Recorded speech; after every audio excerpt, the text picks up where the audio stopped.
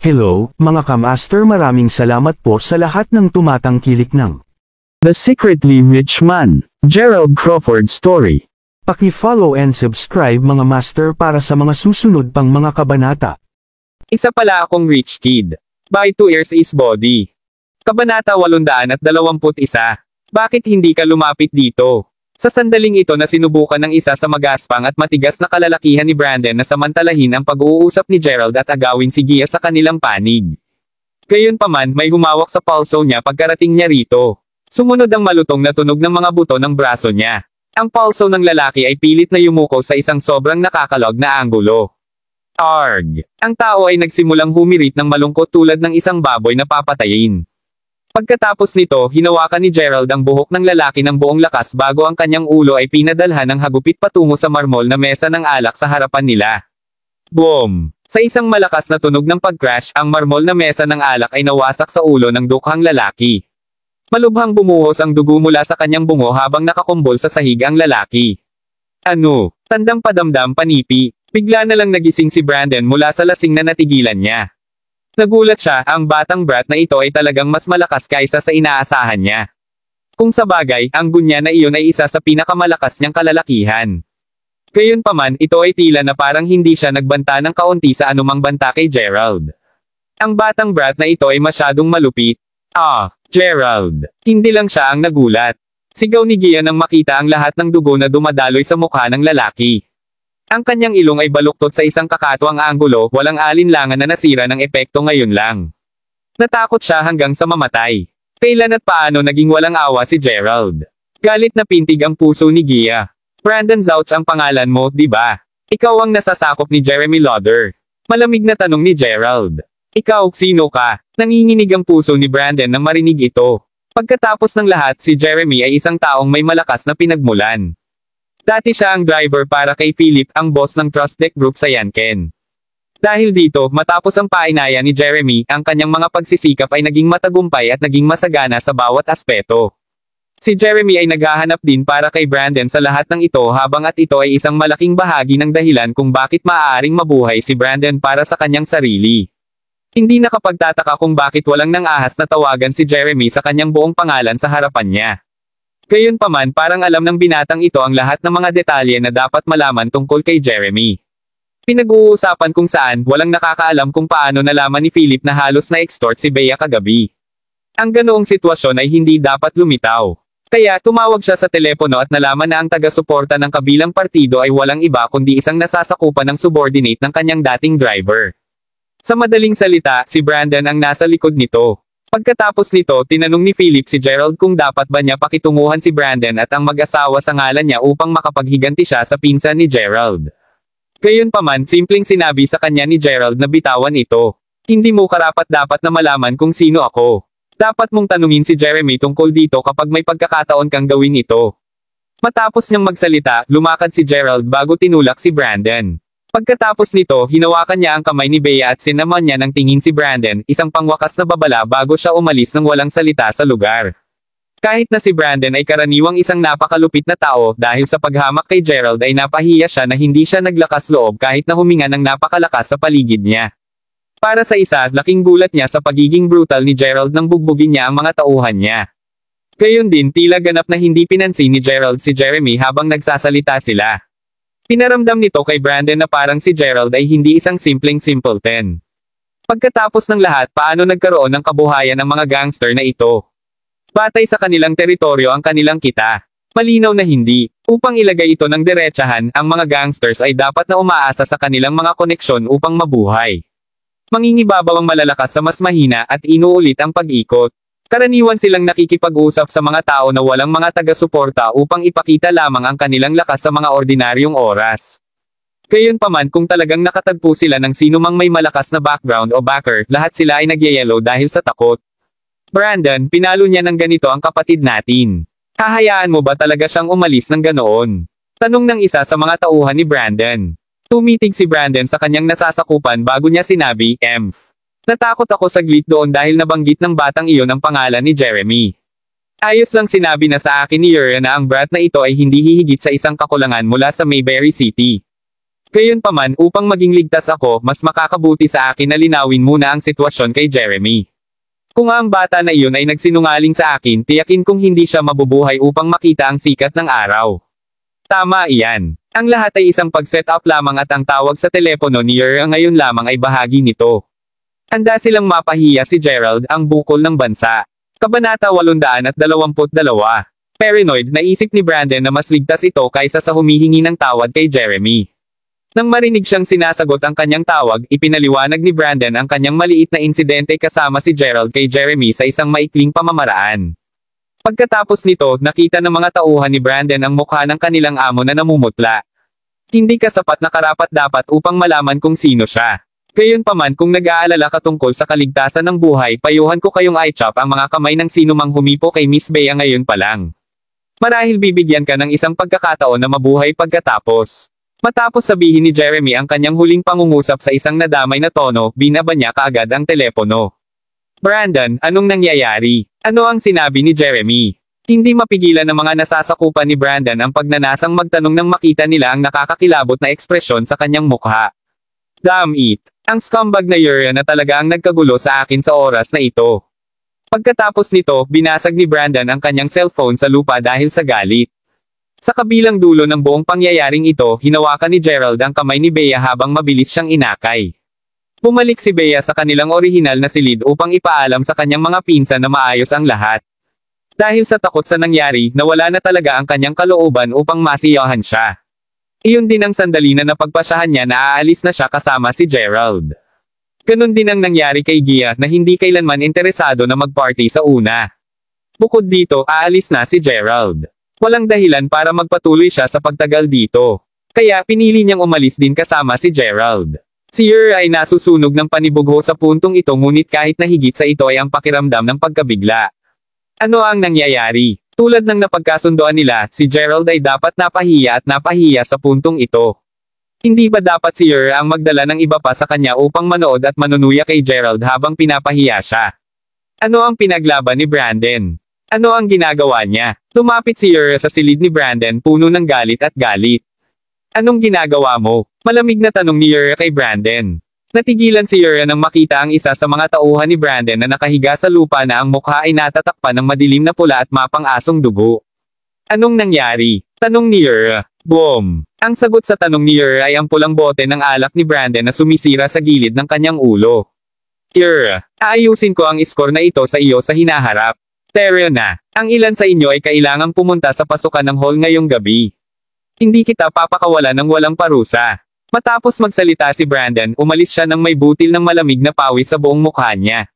Ang lahat ng ito ay dahil lamang sa isang pangungusap na sinabi ni Jeremy sa telepono na pinaramdam ni Brandon na kinakabahan at nasa gilid. Naramdaman niya na parang ang kanyang espiritual at laman na panig bilang isang tao ay nasa isang malaking salungatan sa bawat isa sa puntong ito. Pareho tayong hindi karapat-dapat upang malaman ang tungkol sa kanyang tunay na pagkatao. Ang kailangan mo lang malaman ay kahit na si G. Hodges ay kailangang yumuko at yumuko sa harap niya upang makipag-usap sa kanya sa tuwing magkikita sila. Matapos umalis kasama si Bea, nilakad ni Gerald si Gia pababa ng hagdan habang sinusundan pa rin siya ni Gia. Nagkaroon ng isang mahirap na katahimikan sa kanilang dalawa. Paimpol silang naglakad pasulong. Gerald, nagbago ka na. Biglang sabi ni Gia. Ako. Binago. Hindi ko ginawa. Nakangiting sagot ni Gerald. Naramdaman ni Gerald na kahit nakabalik na siya sa kanyang pamilya, wala sa kanya ang nagbago ng ganoon kalaki. Hindi siya gaanong magastos tulad ng kanyang nakatatandang kapatid na babae at siya pa rin ang parehong matandang Gerald mula noon. Masayang masaya pa rin siya sa pamumuhay ng isang payak at simpleng buhay. Wala sa kanya ang nagbago. Nagbago ka talaga. Marahil ay hindi mo ito maramdaman, ngunit nakikita ko ito sa iyong mga mata. Grabe, para kang ibang tao na ngayon. Kapag pinagtatawanan ka ni Tammy at ng iba pa, ibababa mo lang ang iyong ulo. Gayunpaman, ang mga bagay ay naiiba ngayon. Nag-hit ka pa ng iba sa pagganti ngayon lang. Ibig kong sabihin na takot ako ngunit walang alinlangan, pinaramdam mo sa akin na para kang isang kompletong estranghero at hindi ang Gerald na alam ko dati. Pinilit ni Gia na ipahayag ng maikli ang kanyang damdamin. Kung talagang dapat niyang ituro kung aling bahagi ng Gerald ang nagbago, kung gayon ay paano siya lumikha ng isang pakiramdam ng seguridad tuwing nasa paligid niya siya, isang bagay na sa isang punto sa nakaraan ay nawawala. Hindi talaga ako nagbago. Taya ko dahil ito sa kaunting oras na pagsasama namin sa nakaraan. Hindi pinabulaanan ni Gia ang kanyang sinabi. Sa halip maingat niyang itinaas ang kanyang tingin at sinulyapan si Gerald ng maamo bago siya tumigil at marahang tinanong, Gerald, anong eksaktong nangyari kay Mila? Bagaman alam ni Gia na magagalit si Gerald kung ipaalala niya sa kanya ang batang babae, ang dahilan kung bakit siya nakatag kasama niya ay nais niyang alamin kung ano ang nangyari kay Mila. Kabanata 823. Ang tubig sa teritoryo ng North Bay ay isang napakalaking lugar upang masakop. Napakatagal na nito. Mila, marahil siya matapos pakinggan ang account ni Gerald tungkol sa lahat ng nangyari, kapwa kitang-kita ni Gia ang gulat at nag-alala din. Nang makita ni Gia ang madilim na ekspresyon ng mukha ni Gerald, pinigilan niyang sabihin ang anumang hindi kinakailangan. Walang paliwanag para sa mga emosyong nararamdaman ngayon ni Gia. Bagaman siya ang naging karibal ni Mila bago ito, dapat aminin ni Gia na siya ay isang mabuting batang babae at mahal na mahal niya si Gerald. Nakakagulat, nagdamdam si Gia nang marinig na may isang kakilakilabot na nangyari kay Mila. Ngunit bukod sa mga malulungkot na damdaming ito, nakaramdam din si Gia ng isang pahiwatig ng kaguluhan. Alam niya na hindi tama sa kanya na magkaroon ng anumang iba pang mga ideya sa ganitong oras. Gayunpaman, imposible para sa kanya na labanan ang ganoong pagganyak. Hindi nagtagal si Gerald kay Gia ng matagal. Si Gerald ay lumitaw na medyo nasaraan ng loob matapos nilang magsalita tungkol kay Mila. Bumalik siya sa kanyang silid matapos ang maikling palitan. Babalik si Gerald sa mansyon ng pamilya Yaleman upang bisitahin ang kanyang lola sa tanghali bukas. Kinabukasan sa silid ng pagpupulong ng mansyon ng pamilya Yaleman sa Yanken. Ang bawat miyembro ng pamilya Yaleman ay natipon dito. Ang Yaleman Group ay isang negosyo ng pamilya at pagkatapos, ang mga ehekutibong miyembro ng nasabing pangkat ay pawang mga miyembro ng pamilyang Yaleman. Ang nasabing mga pagpupulong sa negosyo ang pamantayan. Ang pamilyang Yaleman ay nagiging mas wasak sa nagdaang mga taon. Dati kami ang nangungunang pamilya sa gitna ng malaking apat na pamilya. Paano naman ngayon, bakit hindi kayong lahat ang tumingin ng mabuti sa taonang kita ng pamilyang Yaleman? Kahit na isinasaalang-alang kami na marami bilang isang miyembro ng nangungunang tatlong pamilya, sa palagay mo ba maaari kaming malabel bilang ganoon? Isang matandang babae na nasa edad 20 anyos ang nagsalita na may malasakit at malakas na tinig. Malamig siyang sumulyap sa kanyang mga inapo at apo. Malakas niyang sinalampak ang sahig sa paglalakad sa sahig. Tumatanda na rin ako at hindi ko alam kung kailan ako aalis sa mundong ito. Paano ko marahil maging okay ang pag-iwan ng aming mga asset sa iyong mga kamay? Sagutin mo ako, paano? Ang sabi ng matandang babae. Siya ay si Lady Yaleman, ang pinuno ng pamilyang Yaleman at din ang tagapangulo ng Yaleman Group. Si Lady Yaleman ay dating kilalang babaeng karera sa Yanken. Gayunpaman, sa wakas na abutan siya ng mga taon, nagsimula siyang mag-atres mula sa matengkad na ilaw at nagtatrabaho lamang sa likuran para sa nakaraang ilang taon. Bukod sa paggawa ng mga pangunahing desisyon para sa kumpanya, hindi na siya kasali sa pagpapatakbo ng negosyo. Tiyak na dahil dito na nagkaroon ng isang seryosong panloob na pakikibaka at isang walang katapusang hidwaan sa pagitan ng nakababatang henerasyon ng mga inapo na mga nakatatandang tagapamahala din ng kumpanya. Ang mga bata ay nahahati sa kanilang mga sarili sa iba't ibang mga paksayon at ang mga patakaran at disiplina ng pamilya Yaleman ay nasa isang matatag na pagtanggi mula pa noon. Ang mga inapo at apo ni Lady Yaleman ay pawang yumuko nang marinig ang kanyang mga salita. Sagutin mo ako. Galit na hinaampas ni Lady Yaleman ang kanyang kamay sa mesa at ang mukha niya ay namula na sa galit. Ma, huwag kayong magalit. Ang panganay na anak na lalaki, si Yuma ay nagsalita sa oras na ito tungkol sa mga bagay na aming pamilya, sinusubukan din naming abutin ang mga pamilyang Long at Quarrington. Gayunpaman, pagdating sa komprehensibong personal na mga koneksyon, ang pamilya Yaleman ay hindi pa rin kumpara sa paghahambing sa mga taong iyon. Hindi man lang kami nakapagbid sa negosyo ng real estate para sa tatlong malalaking pamilya. Ito ang pinakamalaking dahilan kung bakit kapwa ang Long pamilya at ang pamilya Quarrington ay mabilis na abutan ng pamilyang Yaleman. Sagot ni Yuma, bidding. Pagbid. Dahil alam mo na kung ano ang aming kahinaan, bakit hindi mo inilaan ang iyong oras at lakas upang palakasin ang aming pamilya at sa halip ay palawakin ang iyong network at mga koneksyon? Sa nakaraang 10 taon, ang Long pamilya at ang pamilya Quarrington ay nakakuha ng napakaraming mga proyekto tiyak dahil sa kanilang mga ugnayan sa Trust Deck Group. Bakit hindi namin magawa ang pareho? Nagpadala ka ba ng kahit sino upang gawin iyon? Tanong ni Lady Yaleman habang sinusundot ang ulo ni Yuma. Ang natitirang mga anak na lalaki at babae ay nagtakip ng kanilang bibig habang sila ay humihikik lihim sa kanilang sarili. Anong pinagtatawanan mo? Bakit hindi kayong lahat ay tumingin ng mabuti sa inyong sarili?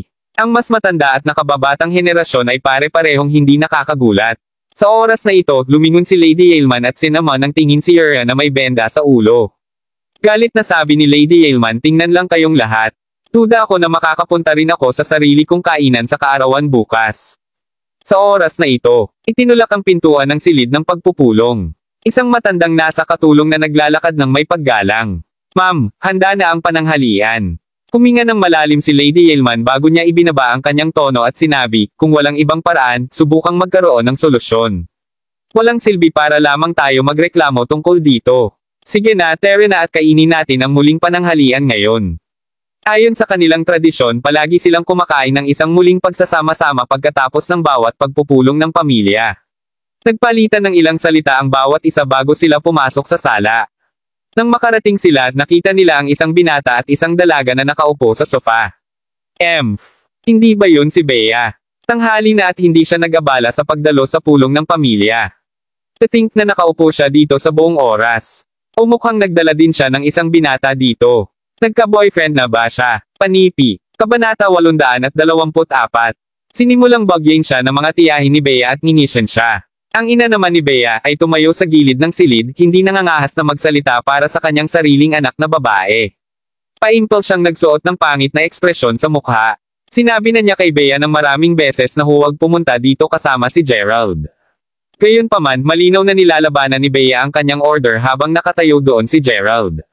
Pangatlo tita, pang-anim tita, hindi ko siya boyfriend. Pinsan ko talaga siya, Gerald. Sagot ni Bea. Ano? Gerald. Siya ito. Bumaba ang katahimikan sa silid kaagad paglabas ng mga salitang iyon mula sa kanyang bibig. Ang mga mata ng lahat ay nakatingin kay Gerald. Bagaman alam nila na nanganak si Julia ng isang pares ng mga bata, sina Jessica at Gerald, pagkatapos niyang umalis, ito ang unang pagkakataon na nakita nila ang alinman sa kanila sa loob ng 2 buong dekada. Napakapalad at mapalad ng babaeng iyon na magkaroon ng gwapong anak. Ang isa sa mga kababaihan ay bahagyang nginisyen. Pinsan, ipakilala ko sa kanila ang mga ito. Ito ay sinimulang ipakilala ni Bea ang kanyang mga kamag-anak kay Gerald. Isa-isang binati sila ni Gerald. Gayunpaman, bukod sa kanyang ika-4 na tiyuhin na tumugon ng may ngiti at isang tango, halos bawat isa sa kanila ay hindi pinapansin. Bakit lahat kayo tumatayo? Umupo. Sigaw ng isang matandang babae pagpasok niya sa sala na may tulong ng isang helper. Ma, halika at tingnan. Ang iyong minamahal na apo, si Bea, ay nagdala sa iyo ng isang regalo bago ang iyong kaarawan. Ang anak ng babaeng iyon ay dumating upang makita ka. Nagmarcha si Rose para bigyan ng kamay ang matandang babae habang nakasuot ng pangit na pangutya sa mukha. Agad na lumingon ang matandang babae kay Gerald. Ito ang kauna-unahang pagkakataon na nakita ni Gerald ang kanyang lola mula pa noong bata siya. Naturally, nakaramdam siya ng medyo nasasabik na makita ang kanyang minamahal na lola. Lola, tawag ni Gerald. Bahagyang nanginag ang mga kamay ng matandang babae nang marinig niya itong tumatawag sa kanyang lola. Hindi siya nagsabi ngunit tumango naman siya. Gerald ang pangalan mo, di ba? Nasaan ang iyong kapatid na babae? Huminga ng malalim ang matandang babae bago siya umupo. Ang aking kapatid ay nasa ibang bansa ngayon. Hindi pa siya nakakabalik. Sagot ni Gerald. Bakit nandito ka? Napakaraming taon na. Naaalala mo pa ba na may lola ka? Nakasimangot na tanong ng matandang babae. Bagaman siya ay sobrang lamig at walang pakialam, ang realidad ay kapareho ng sinabi sa kanya ng ina ni Gerald na nauna pa. Ang matandang ginang ay hindi magiging masyadong mabagsik kay Gerald. Nang makita niya kung paanong niyuko ni Gerald ang kanyang ulo nang walang salita, nagsimula siyang takot na ang labis na pamumula ay matatakot ang bata. Kaya, lumuwag siya ng kaunti at sinabi, gayunpaman, sa palagay ko ikaw pa rin ay isang filial na anak dahil hindi ka pa rin nakapagpasya na puntahan at makita ako. Parehong nagulat sina Yuna at Rose nang matuklasan na ang matandang ginang ay malayo sa galit kay Gerald. Laking gulat ni Ura. Ang kahihiyan at kahihiyang dinanas niya kahapon ay bunga ng mga aksyon ni Gerald kung tutuusin. Simula nang magdulot siya ng sama ng loob kay Gerald, hinawakan niya ang braso ng kanyang ina sa ilalim ng lamesa. Agad na nagsimulang nginisyan si Rose. Nay, masyado kang nag-iisip ng mabuti sa kanya, hindi ba? Hindi mo namalayan hindi kanila kailanman nakita sa huling 20 taon ngunit bakit bigla silang nandito ngayon? Upang isipin na mayroon pa silang lakas ng loob na lumitaw sa harap mo isang araw bago ang iyong kaarawan. Napakagalit. Ako ay magiging mapurol dito, narito lang sila upang makuha ang kanilang mga kamay sa bahagi ng mana ng pamilyang Yeilman. Bakit ka pa nila iisipin ng lahat? Matapos ang pagtatangka ni Rose na maghasik ng hindi pagkakasundo, malinaw na nagsimulang kumilos ng may pag-iingat ang matandang ginang kay Gerald. Gerald, narito ka ba talaga upang makuha ang iyong mga kamay sa bahagi ng mana ng pamilyang Yaleman? Tanong ng matandang babae na may isang hindi nasisiyahang ekspresyon. Kabanata 825. Hindi mo ako naiintindihan, Lola. Wala akong balak na kunin ang alinman sa mga pag-aari ng pamilya Yaleman. Sagot ni Gerald na may banayad na kunot ng noo. Mula pa nang ang iyong ina, ang aking walang pasasalamat na anak na babae ay umalis sa pamilya Yaleman, lahat kayong wala ng kinalaman sa pamilyang Yaleman. Ginawa ko na itong opisyal na pinagputol ko ang lahat ng ugnayan sa batang babae. Bago ka magpatuloy, maunawaan kung ano ang nangyari. Hini siya ng matandang babae. Wala namang sinabi si Gerald. Nakikita kung gaano naging tensyonado ang sitwasyon, na paalis ang lalamunan ng ikaapat na tiyuhin bago nagsalita. Nanay, tingnan mo. Kahit anong mangyari sa pagitan mo at niya, apo mo pa rin si Gerald. Para sa sa tingin ko isang magandang bagay para sa bata na magkaroon pa rin ng kaunting kabanalan sa pag-aari. Ito ang kauna-unahang pagkakataon na siya ay umuwi, kaya pinayuhan kita na huwag nang matakot sa kanya. Gerald, halika na. Dahil lahat ng matatanda ng pamilya ay natipon lahat dito, bakit hindi ka pumunta at maghain sa kanila ng tsaa? Sa sandaling ito na naalaala ni Gerald ang sinabi sa kanya ng kanyang ina, na kapwa ang kanyang ikaapat at ikalimang tiyuhin ay ang pinakagaling sa kanya. Kaya, simpleng tumango lamang si Gerald bilang pagsang-ayon. Kinuha niya ang teapot mula sa kamay ng lingkod. Pagkatapos nito, sinimulan niyang ibuhos ang isang tasa ng tsaa para sa matandang ginang. Lola, marahil ay naalala ng matandang babae kung gaano siya kalungkot sa nakaraan. O marahil ay ang galit sa loob niya nang marinig ang sinabi ni Rose na si Gerald ay narito lamang para sa kanyang pagbabahagi ng pie. O baka pareho ito, pa-imple niyang ipinikit. Ibinuhos ni Gerald ang isa pang tasa ng tsaa para kay Yuma. Tumanggi si Yuma na uminom ng tsaang ibinuhos sa kanya ni Gerald. Nagpatuloy siya sa paglilingkod sa kanyang pangalawa at pangatlong tiyuhin. Pagkatapos nito, nagbuhos siya ng isang tasa ng tsaa para kay Rose. Nagulat siya nang malamig na ngumiti si Rose sa kanya at sinabing, Kapag ang isang tao ay nagbibigay ng isang libreng tanghalian ng walang anumang kadahilanan o dahilan, dapat mayroon siyang isang masama o malaswang isip. Ibinaba niya ang nilalaman ng kanyang tasa sa sahig matapos itong sabihin. Ang mga lalaki at babae ng pamilyang Yaleman ay nakatingin kay Gerald nang gawin iyon ni Rose. Mabuti para sa kanya na tanggihan ang kanyang tsaa, ngunit isiping mayroon siyang katapangan na ibuhos ang tsaa sa sahig. Malinaw na sinusubukan ni Rose na mapahiya si Gerald sa pamamagitan ng pagyatek sa kanya. Si Uriah naman ay nagdiriwang sa loob. Hindi niya maiwasang isipin kung gaano ito magiging perpekto kung nandito si Gia upang makita din ito. Sa lahat ng mga taong pinaglingkuran ni Gerald, ang kanyang ikaapat na tiyuhin ay siya lamang ang uminom ng tasa ng tsaa. Nais kong malilinaw ko ito sa isang tao. Itigil ang pagkakaroon ng mga kakatuwang pantasya o hanggal na hangarin. Sigurado kang alam kung paano makahanap ng tamang tiyempo upang bisitahin ang Lady Yaleman, hindi ba? Bakit hindi ka nagpunta maaga o huli? Bakit ngayon? Hini siya ng pangalawang tiyahin. Sakto. Malinaw na alam niya na may isang bagay na mabuti sa paligid dito. Anong problema? Nagkasakit ka sa pamumuhay sa kahirapan at naghahanap ka ng panlasa sa matataas na buhay. Hini siya ni Rose. Inabandona ng babaeng iyon ang buong pamilya na inilalantad kami sa napakalaking mga panganib noon. Naaalala ko ng malinaw kung gaano galit ang nanay noong ginawa niya iyon. Bakit hindi ka bumalik at sabihin sa babaeng iyon na huli na ang lahat para magsisi? Nagchim din si third tita. Sa lalong madaling pagbubong ng paksang ito ay naging walang katapusan. Nagsimulang mag-akusa ang lahat at ituro ang kanilang daliri sa ina ni Gerald sunod-sunod. Tama na. Huwag nang pag-usapan ito. Agad na tumula ang presyon ng dugo ng matandang babae. Sigaw niya habang hinahampas ang mga kamay sa lamesa upang mapigilan ang ingay. Natahimik agad ang lahat. Sheldon, tulungan mo akong bumalik sa aking silid. Gusto kong magpahinga ngayon. Opo, ma'am. Ilang sandali pa, umalis na ang matandang babae sa sala. Ito ang lahat ng iyong kasalanan. Malas mong tao. Bakit ka bumalik? Kinakailangan mo bang pagalitan ang lola mo? Saway ulit ni Rose kay Gerald. Maaari ba kayong lahat tumigil sa pagsaway sa aking pinsan? Simple lang siyang bumalik dito dahil gusto niyang bisitahin si lola. Bakit kayo nagkakaganito? Labis na pagkabalisa ang naramdaman ni Bea na maluha na siya.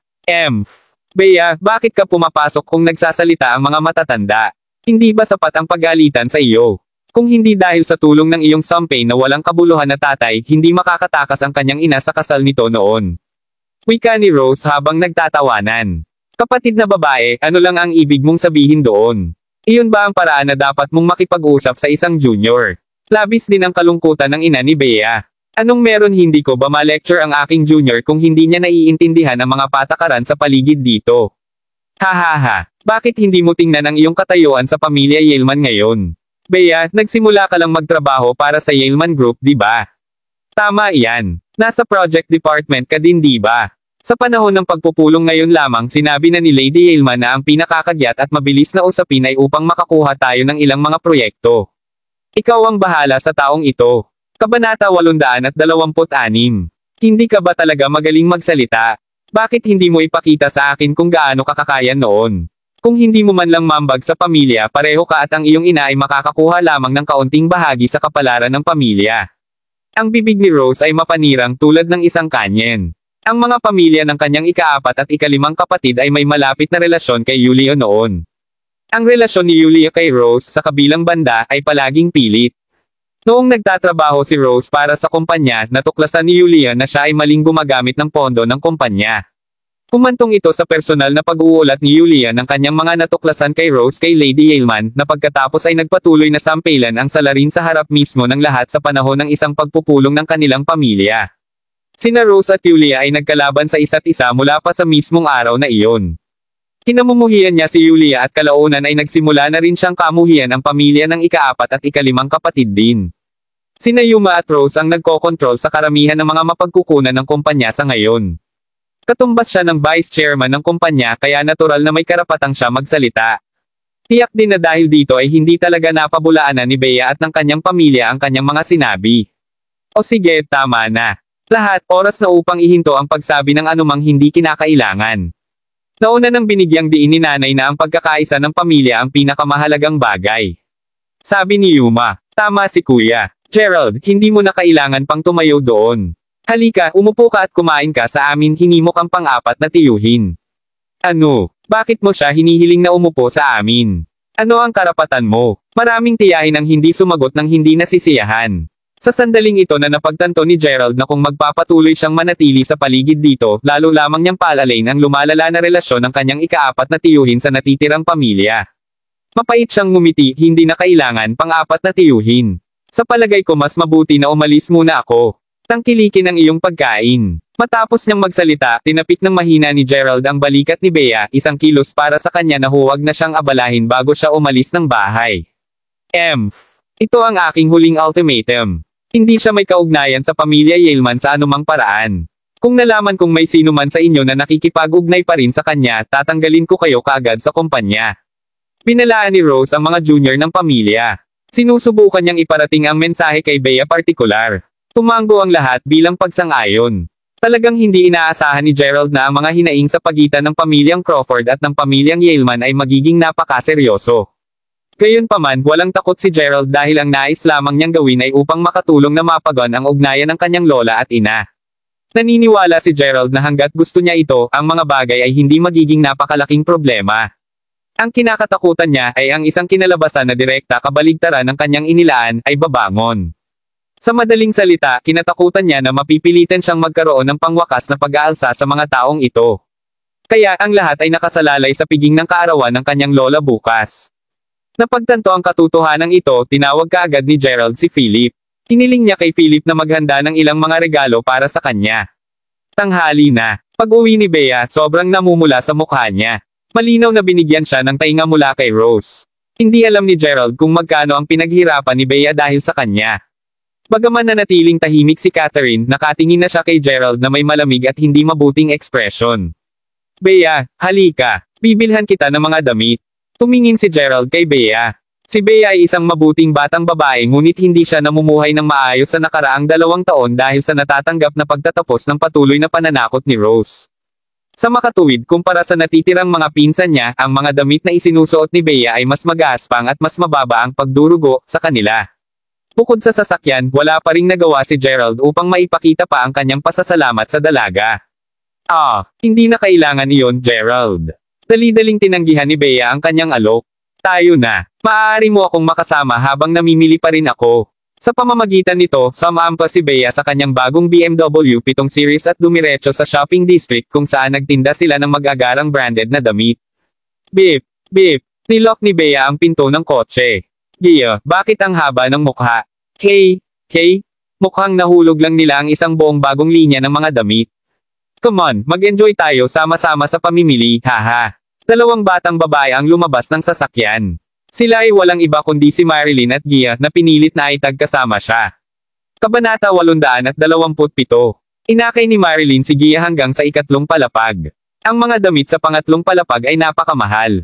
Sigurado ka bang gusto mong mamili dito? Tanong ni Gia na may kalahating pusong ngiti. Ang lahat ng mga damit sa shop na ito ay may tatak, ngunit ang mga damit sa ikatlong palapag ay itinuturing na crème de la crème ng mga branded na item. Nangyari din ito na maging lugar kung saan maraming mga batang babae ang gustong mamili sa paligid. Kahit na hindi nila kayang bilhin ito, hindi bababa sa kailangan nilang maging pamilyar sa mga item na ibinibenta para lamang sa pagsunod sa karamihan ng tao.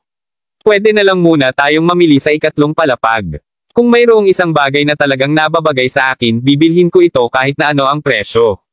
Sagot ni Marilyn na may nakangiting ngiti. Pagkatapos nito, pareho silang nagsimulang magtrabaho sa ikatlong palapag. Sa isang punto, lumakad sila sa isang napakapopular na tatak na butik. Wow! Gia, tingnan mo. Tingnan kung gaano kaganda ang damit na ito. Susubukan ko ito. Hihihi. Nagustuhan ni Marilyn ang isang mahabang damit na isang piraso. Dali-dali niyang dinala ang damit sa fitting room. Ang pansin ni Gia ay nasa isang katabi na tindahan ng damit. Ang disenyo ng mga damit ay ang lahat ng napakakul na at masarap. Bigla siyang naalala ng estilo ng pagbibihis ni Gerald na palaging magiging napakapayak at casual. Kaya naisip niyang pumili ng ilang magagandang damit para kay Gerald, isang bagay na magpapangalot sa natitirang mga batang babae. Habang si Marilyn ay abala sa pagsubok ng kanyang damit, lumabas si Gia upang tingnan ang ipinagbibiling damit ng mga lalaki. Pagkasuot ng damit, yung lumabas si Marilyn mula sa angkop na silid at hinaampas ang maraming mga pose sa harap ng salamin. Ito ay simpleng napakaganda, naisip niya sa sarili. Miss, bagay sa iyo talaga ito. Dapat mong bilhin ito. Ito ang pinakabagong disenyo ng taon at tumama lamang ito sa racks noong isang araw kahapon. Mayroon kaming isang bagong promosyon ng produkto na nangyayari ngayon sa katunayan. Sambit ng sales girl habang papalapit kay Marilyn. Hihihi. Sige. Nakita ko na ang damit na ito sa opisyal na website matagal na ang nakalipas. Nga pala, hindi ba may isang pagpipilian na kulay lila na kulay para sa damit na ito? Maaari ko rin bang subukan iyon? Gusto ko talaga ang disenyo na lila. Paumanhin, baby girl. May iba pang sumusubok sa damit na lila na disenyo ng lila ngayon. Na-sold out na at iyon na ang huli nating piraso. Napabuntong hininga si Marilyn. Isinasaalang-alang kung gaano kaganda ang batang babae na ito, kung isusuot niya ang damit na lila, ang bilang ng mga ulo na lumiliko ay lalampas sa 200%. Bigla, bumukas ang pintuan ng iba pang angkop na silid, at palabas ay naglakad ang isang batang babae na may nakasabing lila na damit sa kanyang kamay. Naglakad siya diretso papunta sa itinalagang waiting area ng customer. Nang makita ni Marilyn na ito ang damit na hinahanap niya, dali-dali niyang sinundan ang batang babae. Ang damit na iyon ay nababagay sa iyo. Bilhin na natin. May isang batang lalaki na nakaupo doon, hinihintay siya. Hindi, paano ako magagawa? Masyadong mahal. Bakit ko kakailang ganing magsuot ng isang bagay na napakamahal? Tingnan lamang ang presyo. Ang damit na ito ay nagkakahalaga ng higit sa $13,000. Pumunta lamang kami sa ibang lugar upang bumili ng iba pa. Sagot ng dalaga. Umiling ang batang lalaki na may isang nakakalokong ngiti. Gerald. Kaya, ikaw yun. Biglang may boses na tumunog sa tainga ni Gerald. Inangat ni Gerald ang kanyang ulo at tiningnan. Hindi niya alam kung kailan lumitaw si Marilyn sa likuran ni Bea. Ang bigla niyang itsura ay nagulat kay Gerald. Hahaha, anong pagkakataon? Nagkataon na naging interesado ako sa lilang damit na ito kaya dapat mong ibigay ito dahil hindi mo naman kayang bayaran ito. Sales girl, hindi ko ito susubukan. Balutin mo ito para sa akin, hindi ba? Hindi nila kayang bilhin ito pa rin. Napagaan ang loob ni Marilyn nang makita niyang ang katapat niya ay si Gerald lamang. Sa kabila ng pagkabigla ni Gerald sa lahat kahapon, iniisip lamang ito ni Marilyn habang sinusubukan niyang magpakita sa pamamagitan ng pag-arte ng bongga. Naisip niya na siya lang ang sumusubok na iligtas ang sarili. Siguro pati ang suot na suot niya kahapon ay isang piraso lamang sa pag-upa. Gayunpaman, anuman ito, tumanggi si Marilyn na maniwala si Gerald na magbayad para sa damit na ito. Okay, walang problema. Nang tumingin ang sales girl sa kanilang dalawa, naramdaman din niya ang parehong paraan. Si Marilyn ay naka-head to toe ng branded na kasuotan. Si Bea naman ay nagsusuot ng mga damit na mula sa mga mediocre na tatak. Tungkol naman sa bata na prangkahan, ni hindi niya alam kung anong klaseng damit ang suot niya. Sa isang malay na antas na pagpasyahanan niya na si Marilyn ang maaaring kayang bayaran ang damit. Hawakan mo. Sino ang nagsabi na hindi natin kayang bilhin ito? Saglit na sagot ni Gerald. Ikaw. Mapanghamong sagot ni Marilyn. Pagkatapos nito, binaligtad niya ang tag ng presyo ng damit at sa sandaling iyon ay halos tumama sa lupa ang kanyang panga. Fuck. Totoong nagkakahalaga ito ng $13,999. Nabigla si Marilyn. Ito ay mas mahal kaysa sa inaasahan niya. Kabanata 828. Mayroon lamang siyang halos $7,000 na kasama niya. Anong problema? Masyado bang mahal ang $13,999 para sa iyo? Tanong ni Gerald kay Marilyn habang tsak lang sa sarili. Kung sa bagay, si Marilyn ang sumundot sa kanyang ulo at kinutsa siya kahapon. Naramdaman ni Gerald ang pagnanasa na ayusin ang sama ng loob sa kanya ngayon. Kaya, pabirong sagot ni Gerald. Hoy, panoorin mo. Paano ko posibleng hindi kayang bayaran ang damit na ito? Naisip ni Marilyn kung gaano kasubsob para sa isang mangganganak na tulad ni Gerald na talagang nakatingin sa kanya. Sige nga, bibili tayo ng ibang damit. Kaya pakipak ang damit na ito para sa amin. Sagot ni Gerald na may pilyong ngiti. Ang sales girl ay nagulat at natuwa sa parehong oras nang marinig niya ito. Dapat pinagyabang mo. Magiging maganda kung makakaya mo kahit ang isa sa mga piraso dito. Kung bibili siya ng 2 piraso, bibili ako ng 3. Sa anumang kaso, bibili ako ng 1 piraso higit sa kanya. Naging masaya si Marilyn sa pagkapanalo ng maliit na kompetisyon kasama si Gerald. Ma, pumunta ka dito at tingnan. 5 iba pang mga customer ang nagsampa sa butik. Ito ay 5 babae. 2 sa kanila ay bata at 3 sa kanila ay nasa edad na. Batay sa kung paano sila nagbihis, malinaw na makakaya nila ang damit na ipinagbibili dito. Siyempre, nahulog ng sales girl ang ginagawa niya rito at pumunta upang paglingkuran sila. Madam Gosling, Miss Yaleman, dumating ka. Maligayang pagdating. Maligayang pagdating. Maraming mga bagong disenyo sa aming shop ngayon. Maaari kitang tulungan na pumili ng ilan sa aming mga bagong item. Hindi na kailangan para doon. Mag-iikot kami sa paligid. Sagot agad ni Madam Gosling. Bigla na lang nagsimula ang anak niyang magayos ng damit. Ma, kayong lahat tingnan mo. Hindi ba, ang taong iyon? Tinuro ng dalaga ang direksyon ni na Gerald at Bea. Si Gerald pala. Nandito rin talaga si Bea sa kanya. Hahaha. Pumuso si Madam Gosling. Tama iyan. Si Madam Gosling ay walang iba kundi ang unang tiyahin ni Gerald na si Rose. Ang 2 pang kababaihan na nasa hustong gulang ay walang iba kundi ang pangalawa at pangatlong tiyahin ni Gerald. Tungkol naman sa 2 mas batang babae, kapwa sila pinsan ni Gerald. Ang butik na kanilang naroon ay inalok ng pinakamahal na paninda sa buong shopping center. Naturally, ang mga parokyano ng shop ay malakas at kagalang-galang. Nahiya si Rose nang makita na kapwa namimili ng damit dito sina Gerald at Bea. Gerald, tigilan mo na ang paglalaro sa akin. Kung hindi mo kayang bayaran ito, dapat mo lang aminin ang pagkatalo. Walang kahihiyan doon, di ba? Nagsimulang lumabas ang mga usok mula sa tainga ni Marilyn. Ito ay bilang tugon kay Gerald na nagsasabing bibilhin niya si Bea ng 10 piraso ng damit. Kahit ang sales girl ay parang pinagsasabihan si Gerald dahil sa lokohin at pag-aksayahan ng oras. Miss, ngayon ka lang nagsimulang magtrabaho. Bakit mo pa sasayangin ang iyong oras sa ganoong customer? Isang boses na napuno ng insulto at panunuya ang biglang tumunog sa oras na ito. Umikot ang ulo ni na Gerald at Bea upang tingnan.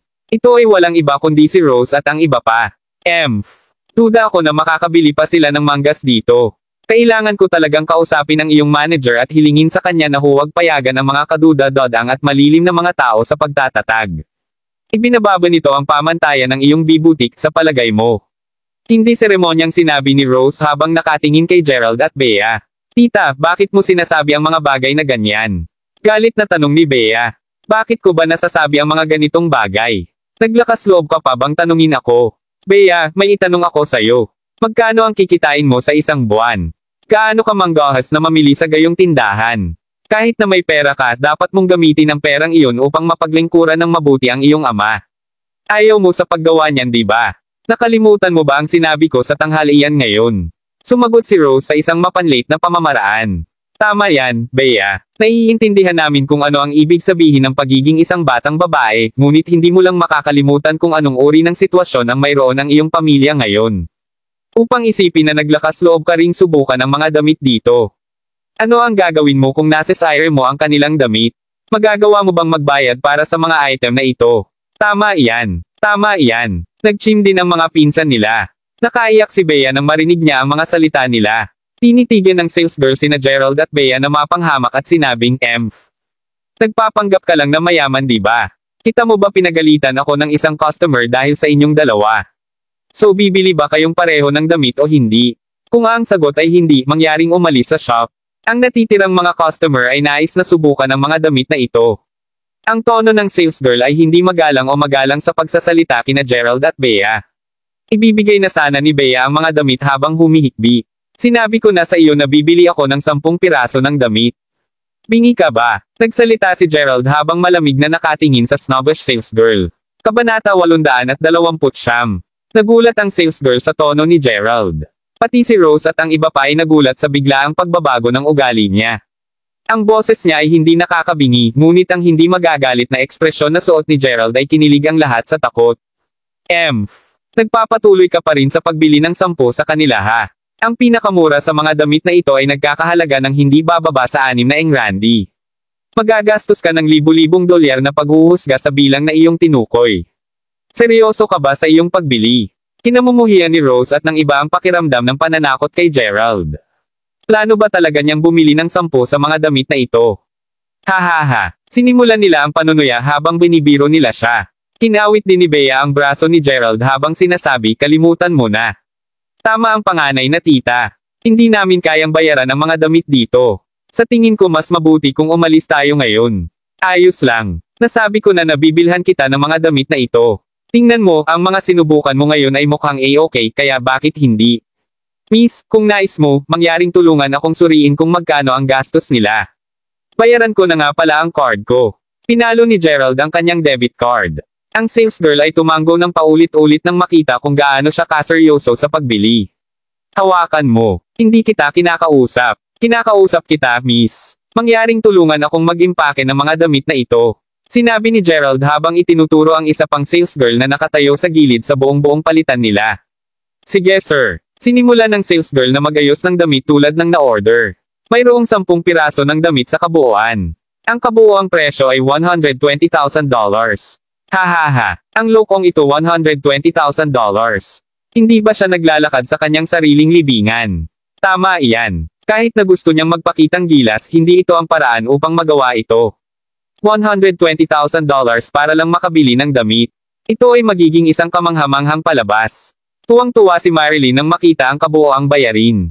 Nagsimulang bulong ng mga pinsan ni Gerald sa kanilang sarili. "Emph. Gusto kong makita kung paano makakalabas si Gerald sa gulo na ito." Nagpalitan ng tingin si Rose sa isa't isa at nginisya nila si Gerald gamit ang mga braso na tumawid sa kanilang dibdib. Mabilis na inilabas ng sales girl ang POS machine. Nag-type si Gerald ng password na para bang nagawa niya ito ng hindi pa mabilang na beses dati. Nang malapit ng susiin ni Gerald ang huling-huling digit ng kanyang password, biglang sumigaw ang sales girl. "Teka, hawakan mo, Ginoo. Nagkamali ako." Labis ang kaba ng sales girl. Pagkatapos ng lahat sa pagbebenta ng $120,000, makakakuha siya ng komisyon na hindi bababa sa 5 hanggang 6,000 dolyar. Paano siya hindi kinakabahan? Nakuha niya ang napakahusay na deal nang hindi nagsasabi ng isang solong salita o paglipat ng isang solong kalamnan pagkatapos ng lahat. Ang kanyang pagkabalisa at kaguluhan ay lalong pinasimuno ng lahat ng pansin na nakuha niya mula sa kanyang kasamahan pati na rin sa mga customer. Bilang isang resulta, aksidenteng nakisya ng isang sobrang zero sa POS machine. Gayunpaman, bago niya siya mapigilan, nakina ni Gerald ang kanyang password sa POS machine. Huli na tulad ng nakikita niya sa display na inililipat na ng makina ang data ng transaksyon. "Sir, humihingi ako ng paumanhin ngunit hindi sinasadyang nailoko ang kabuoang halaga na $1,200,000 sa halip na $120,000. Humihingi ako ng paumanhin." Malakas na humingi ng paumanhin ang sales girl habang yumuko kay Gerald. "Ayos lang. Hindi mo kailangang humingi ng tawad. Kahit na nagkika sa isang mas kaunti sa zero, hindi niya kailanman maiuubo ang halagang iyon." Pangatlo sabi ni tita. "Beep." Ang beep ng POS machine ay malakas at malinaw. Nakasaad dito na matagumpay ang transaksyon. Pagkatapos ay nagpatuloy sa pagpapalabas ng resibo ng walang mga hikap kahit ano. Nagulat lahat sina Rose, mga pinsan ni Gerald at Marilyn. Ang transaksyon ay talagang matagumpay. Debit card ni Gerald. Siya talaga, mayroon talaga siyang $1,200,000 sa kanyang bank card. Fuck! Nananaginip ba ako? Malapad ang bibig ni Marilyn dahil sa hindi makapaniwala. Nagulat na patingin si Rose sa isa't isa na may parehong hitsura ng hindi paniniwala. Ang ekspresyon sa kanilang mga tarong ay hindi maaaring makakuha ng anumang pangit kaysa sa ito. Si Gerald, ang batang lalaki na ipinanganak bilang isang mahirap ay may 1,000,000 pera sa kanyang bank account. Tandang pananong. Lalong natakot ang sales girl nang makita ang tingin sa kanilang mga mukha. Sa nanginginig na mga kamay, sinabi niya, paumanhin, Ginoo. Ibabalik ko agad sa iyo ang natitirang pera. I am really sorry. Kalimutan mo na. Hindi mo na kailangang ibalik ang pera sa akin. Hindi ba kayo ay mayroong membership scheme? Mag-sign up lamang ako para sa isang membership card para sa aking kapatid na babae, at kailangan mo lamang ilipat ang balanse sa card na iyon. Isinuksok muli ni Gerald ang kanyang card sa kanyang pitaka na may isang malaswang ngiti sa labi. Kabanata 830. Kung simpleng nilalapastangan siya ni Rose at pinagtatawanan mag-isa ngayon lang, wala na sana siyang sinabi. Si Gerald ay pare-parehas ding matandang mapagparaya kay Gerald. Gayunpaman, hindi niya ito pinapayagan na insultuin si Bea ng ganito. Ang kabaitan na ipinakita ng kanyang ikalimang tiyuhin sa kanyang sariling ina noon ay hindi isang bagay na maaaring mabawi sa malamig na matigas na salapi. Ang gusto ni Gerald ay hustisya para kay Bea. Nagulat siya sa proseso ng paggawa nito, $1,200,000 ay na-swipe direkta mula sa kanyang bank card. Ngunit hindi ito mahalaga sa kanya. Pagkatapos ng lahat, $1,200,000 o $120,000 ay walang pinagkaiba kay Gerald ngayon. Bukod sa isang pagkakaiba sa bilang ng mga digit, wala tungkol sa kabuuan na iyon ay sapat na makabuluhan upang bigwan siya. Ngunit pinsan, ito ay masyadong mahal. Bilisin mo at kumuha ng refund. Sambit ni Bea habang tumatalon sa paligid ng balisa. Bakit mo siya hihilingin na gawin iyon? Kung nais niyang ipasok ang halagang iyon sa isang membership card para sa iyo, dapat mo lang siyang payagan na gawin ito. Hahaha, lokong ta. Paglalagay ng napakaraming pera sa isang bobo na card. Gusto kong makita kung ano ang gagawin niya nang may balanse. Natigilan at gulat na gulat din si Rose, gusto pa rin niyang laban kay Gerald. Ito ay dahil kung ilalagay ni Gerald ang lahat ng perang iyon sa membership card, hindi na siya makakagawa ng anupaman maliban sa pagbili ng mga damit. Iyon ang makukuha mo mula sa tuteng ng iyong sariling sungay. Gayunpaman siya ay pa rin inis na inis at bigo. Iyon, at sorpresa. Kailan naging yaman si Gerald? Bigla siyang nawala sa mood upang magpatuloy sa pamimili. Ganon din kay Marilyn. Kailangan niyang makipagtalo sa kanyang sarili ng paulit-ulit sa kanyang isip bago bumili ng isang solong damit na nagkakahalaga ng $12,000 para kay Gerald na palagi niyang minamaliit, upang ilagay ang $1,200.00 sa isang membership card ng walang kaunting pag-aatubili. Tandang padamdam. Lumabas si Marilyn sa shop na may pagkaaswang na ekspresyon. Sa parehong sandali, lumabas si Gio mula sa katabing tindahan. Nang makita niya ang malungkot na hitsura ni Marilyn, hindi niya maiwasang mapangiti at itanong, Hoy, ano ang problema sa ating munting si Marilyn? Naging maasim ba ang iyong kalooban mula sa lahat ng pamimili? Huminga ng malalim si Marilyn bago niya sinabi, Gia, naniniwala ka ba sa tadhana? Anong uri ng kapalaran ang iyong pinag-uusapan? Kung saan ang isang mahirap na tao ay nag-aaklas ng ginto sa magdamag, at siya ay naging pambihirang yaman. Nag-aalalang sagot ni Marilyn. Ano nga ba ang eksaktong nangyari? Ako, ngayon ko lang nasagasaan si Gerald. Nakita mo si Gerald. Biglang naramdaman ng sobrang kaba si Gia. Oo, Gerald. Gia, baka hindi mo alam ito ngunit si Gerald tila medyo naiiba siya kumpara sa kung paano siya dati. Noon siya ang pinakamahirap na estudyante sa aming klase. Noon siya ang punching bag ng lahat. Dati binubuli ko din siya pero alam mo kung gaano siya yaman ngayon. Alam mo ba tungkol dito? Hindi na siya ang kulang kung ano siya noong nasa high school pa siya. Tumingin si Gia sa paligid at tiningnan ang kanyang paligid ngunit walang nakitang mga palatandaan ni Gerald. Kaya't hindi niya namamalayang tumango habang sumagot, ang dami ng pera na mayroon si Gerald ay hindi isang bagay na maaari mong maunawaan. Gia, anong sinabi mo? Hindi malinaw na narinig ni Marilyn ang mga salita ni Gia. Wala akong sinabi. Natauhan si Gia at dali-dali niyang itinanggi ang hindi niya sinasadyang lumabo. Huwag masyadong isipin ang tungkol dito. Dapat mo lang tretuhin ng mas mahusay si Gerald mula ngayon hanggang ngayon. Kung sa bagay parehas kayong magkaklase. Payo ni Gia. Oo, sa tingin ko. Sa palagay ko ay nasulyapan ko ang isa pang panig ni Gerald ngayon lang, alam mo, nang ililis niya ang kanyang card sa makina. Sobrang astig at pagkalalaki niya. Mukhang kakailanganin kong baguhin ang aking pag-uugali para sa mas mahusay mula ngayon. Nang makita ni Gia ang ngiti sa mukha ni Marilyn, hindi niya maiwasang makaramdam ng kaunting hindi komportable. Tuldok-tuldok. Ako ay galit na galit. Galit na galit ako. Galit na hinaampas ni Rose ang kanyang mga kamay sa manibela ng galit na pauwi. Bakit biglang yaman ang anak ng babaeng yun? Saan niya nakuha ang kanyang $1,000,000? Nagwagi ba siya sa loto? Patuloy na nagbubulungan si Rose ng parehong bagay sa kanilang buong paglalakbay pauwi. Tulad ng karamihan sa mga tao, ayaw din ni Rose na ang kanyang sariling kalaban ay maging mas malakas at mas mahusay kaysa sa kanyang sarili. Tama iyan. Ang $1,000,000 ay hindi maliit na pagbabago kahit sa amin. Kapatid na babae, nakita mo ba kung paano hindi man lang kumurap o nag-alinlangan si Gerald nang ibinalot niya ang kanyang card? Pangalawang tita din ang nagsabi.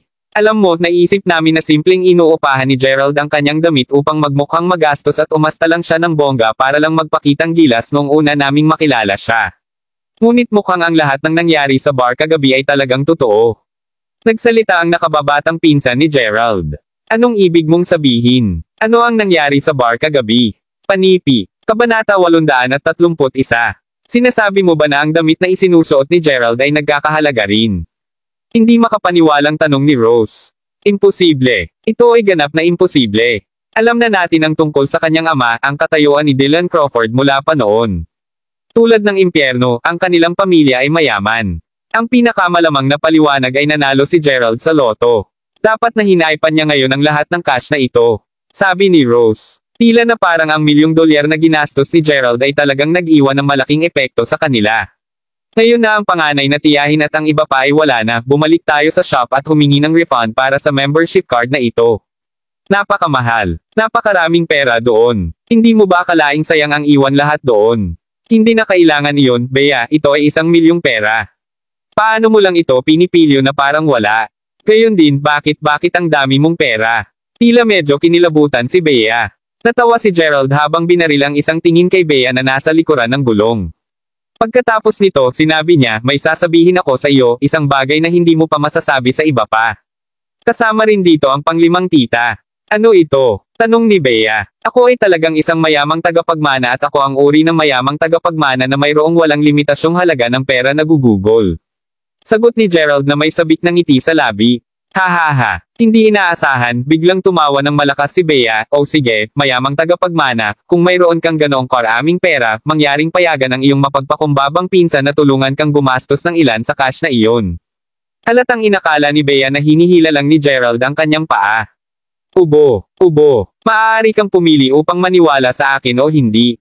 Sagot ni Gerald matapos malinis ang lalamunan. Nga pala, anong regalo ang pinaplano mong ibigay kay Lola para sa kanyang kaarawan bukas? Tanong ni Bea. Hindi ko rin alam kung ano ang ibibigay sa kanya. Isa sa isip ko bukas. Ang kapaligiran sa mansyon ng pamilya Yaleman ay lubos na buhay. Ika-8 taong kaarawan ni Lady Yaleman ngayon. Kung ikukumpara sa mga nakaraang taon, ang kanyang ika-8 kaarawan na pagdiriwang ay higit na mas malaki at mas maraming mga buhay na buhay. Hindi lamang lahat ng mga miyembro ng pamilya Yaleman ay naroroon, maraming mga kilalang panauhin na naimbitahan din dito upang ipagdiwang ang kaarawan ni Lady Yaleman. Ang bawat regalo mula sa mga kilalang panauhin ay dapat na maitala sa papel ng malinaw at muling suriin.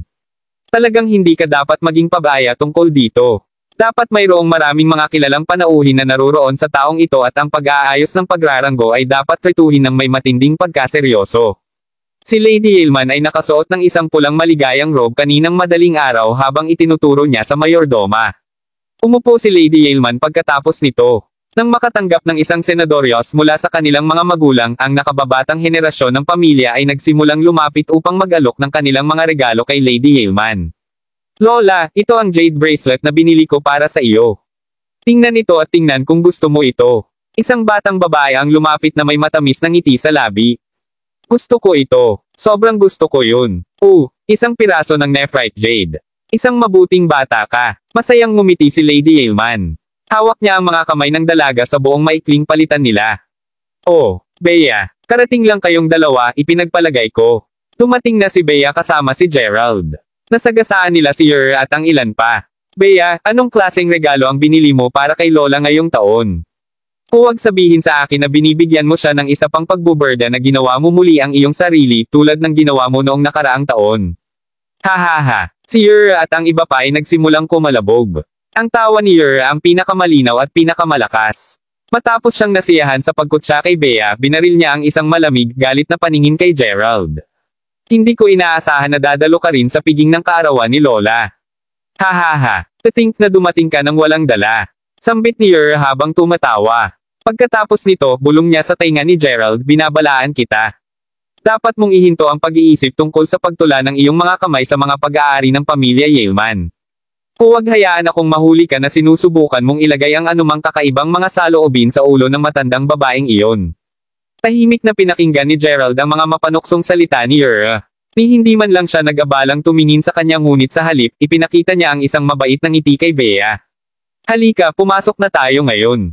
Sabi niya sa kanya. Tumuloy sila sa daan patungo kay Lola. Galit na galit si Yer na ang mga kamao ay mahigpit na nakakako dahil sa galit. Country bumpkin. Hindi kita bibitaw ng ganoong kadali. Naiinis na naisip ni Yer sa sarili. Dahil sa mga nagdaang hinaing, hindi pa nagustuhan ni Yer si Gerald. Sa kabila ng pagiging matapat at desente ng mukha ng burol na iyon, ang bastardo na iyon ay patuloy na nakawin ang limelight mula kay Yer noong nasa bar sila kagabi. Hindi alam ni Yer kung ano ang sinabi ni Gerald kay Brandon sa huli na napunta sa ulo niya ay nabangga ni Brandon sa harap ng lahat ng kanyang mga pinsan. Kabanata 832. Ganap na sinisi ni Yer si Gerald. Ang bagay na pinakaasar sa kanya ay nang sa wakas ay makahanap siya ng isang diyosa na interesado siya, kinailangan ni Gerald na magpasok at i-turn up ang kanyang pagkakataong lumiwanag. Tingnan mo, Lola, ito ang aking regalo sa kaarawan sa iyo. Ang nakababatang henerasyon ng pamilya ay nagtatanghal pa rin ng kanilang mga regalo sa pangunahing talahanayan ng kaarawan ng kaarawan. Si Lady Yaleman ay nakangisi mula sa tainga sa tainga. Hindi niya may tago ang kaligayahan na nararamdaman niya ngayon. Oh, hindi ba yun si Bea? Bakit ang tagal mo? Nakalimutan mo na ba na kaarawan ng iyong lola ngayon? Sa lakad sina Bea at Gerald. Nakasuot ng tusong ngisi si Rose habang nagsasalita. Paano ko makakalimutan ang kaarawan ng lola? Pinakamatanda tita, sobra ka. Gumanti agad si Bea. Hahaha. Tingnan natin kung anong uri ng Reg Along pambata ang inihanda ni Bea para sa lola ngayong taon. Maraming mga batang babae nang sabay-sabay. Kitang-kita ang inis ni Bea nang marinig ang sinabi ng mga batang babae tungkol sa kanyang anak na babae. Pagkatapos ay itinuro niya ang isang nakasisiglang ngiti kay Bea habang sumulyap sa regalo na hawak niya. Alam niyang matutuwa ang kanyang ina kung tatanggapin niya ang Reg Along ito. Bea, bilisan mo at ipakita sa lola mo ang Reg Along na kuha mo para sa kanya. Sabi ni Catherine. Sige, Lola, ito ang regalo sa kaarawan na inihanda ko para sa iyo sa taong ito. Ito ay isang bracelet na Dragon Jade. Sambit ni Bea habang binubuksan niya ng mabuti ang kahon. Dragon Jade Bracelet. Saglit na natigilan si Lady Yaleman. Bumaba ang tingin niya sa regalo at napagtanto, tulad nga ng sinabi niya, isang Dragon Jade Bracelet. Sa katunayan, bumili na si Gerald ng isang Dragon Jade Bracelet para kay Gia bago ito at nagkakahalaga ito ng $15,000. Siyempre, hindi tulad ni Lady Yaleman na hindi kayang bayaran ang isang maliit na regalo. Ngunit alam niya na hindi maganda ang ginagawa ng pamilya ni Bea sa nakaraang ilang taon. Ito ay bahagi ng dahilan kung bakit hindi nila kayang bigyan siya ng anumang desenteng mga regalo noon. Gayunpaman, ang katotohanang handa si Bea na bigyan siya ng isang bracelet na Dragon Jade na nagkakahalaga ng higit sa $15,000 na natural na nagpatunay sa kabanalan ng Bea sa kanya. Sige, medyo maganda. Nakangiting sabi ni Lady Yaleman. Ang bracelet ng Dragon Jade ay ganap na nagwagi sa puso ni Lady Yaleman at ang kanyang reaksyon ay ganap na naiiba mula sa ipinakita sa kanya ng Nephrite Jade Bracelet mula kanina pa. Agad na naging asim ang ekspresyon ng pangalawang tiya at pinsan ni Gerald. Bea, nabalitaan ko na nagtatrabaho ka bilang isang intern sa proyekto ng pangkat ng grupo sa loob ng ilang buwan ngayon. Bamantong hininga, lahat kayo ay lumaki sa isang iglap.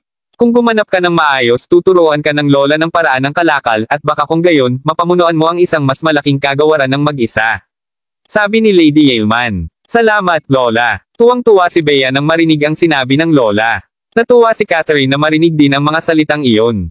Lola, paano ka makakasiguro na ito ay isang tunay na bracelet ng Dragon Jade? Pagkatapos ng lahat, maraming mga knock-off sa merkado. Pang-iinis ni Yer habang papalapit sa kanila. Bahagyang nagbago ang ekspresyon ng mukha ni Bea.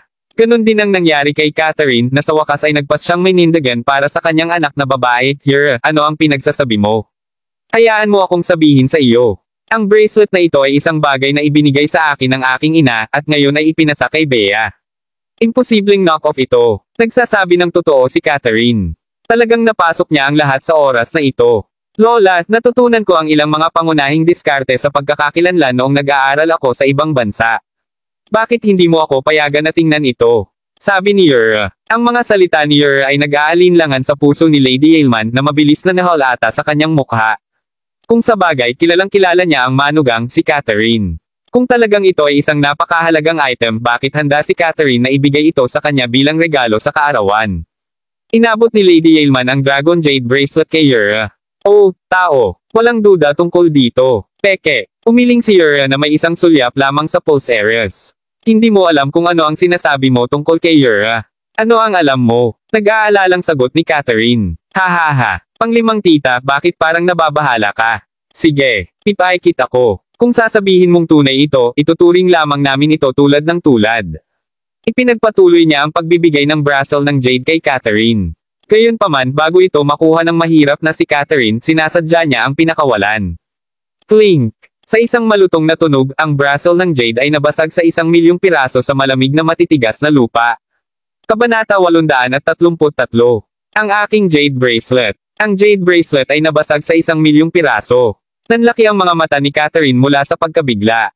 Natulala din si Bea sa nagawa lang ni Yer. Ang jade bracelet na ito ang pinakamahalagang kayamanan sa kanilang pamilya. Ibinigay ng kanyang lola ang bracelet na ito ng jade sa kanyang ina bago ito ipinamana kay Bea. Ang dahilan kung bakit handa si Catherine na bitawan ang pulse heiress bilang isang regalo para kay Lady Yeilman ay medyo simple. Ang kanyang asawa ay kasalukuyang nakahiga sa kama sa isang halaman at wala ng pag-asa para sa kanya. Inaasahan niya na ang kanyang anak na babae ay maaaring patunayan ang kanyang sarili at makakuha ng pagkilala mula sa pamilyang Yeilman balang araw sa hinaharap. Hanggat nasiyahan si Lady Yeilman, makakasulong si Bea. Kung hindi man kung pinayagan si Rose na magkaroon ng ganap na kontrol sa kumpanya sa hinaharap, kung gayon ang lahat ng pag-asa ay talagang mawawala para kay Bea at sa kanyang pamilya. Ngunit ngayon, ang huling balwarte ng pag-asa na ito ay nawasak sa malamig na matitigas na lupa. Malinaw na nagawa ito ni Yer. Ibalik mo sa akin ang aking braso na jade. Nais kong bayaran mo ako para sa aking jade bracelet. Ang mga mata ni Catherine ay pula at nabulag ng galit habang siya ay sumugod at sinunggaban ng malakas si Yer sa kwelyo. Ang lahat sa piging ng kaarawan ay tumigil sa kanilang ginagawa at nakatingin sa pinagmulan ng kaguluhan. Itigil mo yan. Alam mo pa ba kung paano kumilos ang sarili mo? Galit na sigaw ni Lady Yeilman sa kanilang dalawa. Siya ay isang babae na nagmamalasakit sa kanyang hitsura sa publiko pagkatapos ng lahat. Ma, sinadya itong gawin ni Yer. Sinadya niyang basagin ang aking bracelet ng Dragon Jade. Reklamo ni Catherine sa isang nababagabag na tono. Oh, ito ay isang malaswang pulse heiress lamang. Pagkakataon ay maaari itong maging isang pekeng. Kaya paano kung ito ay isang tunay na bracelet ng Dragon Jade? Hindi ka ba masyadong matanda upang makipag-away sa sarili mong junior? Wala ka bang kahihiyan? Pangalawang si tita ang samobo. Kaarawan ni nanay ngayon narito, sinusubukan mong magsimula ng away. Gaano ka mapigil? Hindi mo ba kayang ugaliin ang sarili mo? O sige, tama na. Wala lang ito kundi isang jade bracelet. Wala na tayong magagawa ngayon dahil nasira na ito. Masyado na akong matanda na magsuot ng ganoong bagay pa rin. Ang sinabi ni Rose ay hindi eksaktong mali. Kailangan mo ba talagang ilabas ang galit mo kay Yer ng ganito?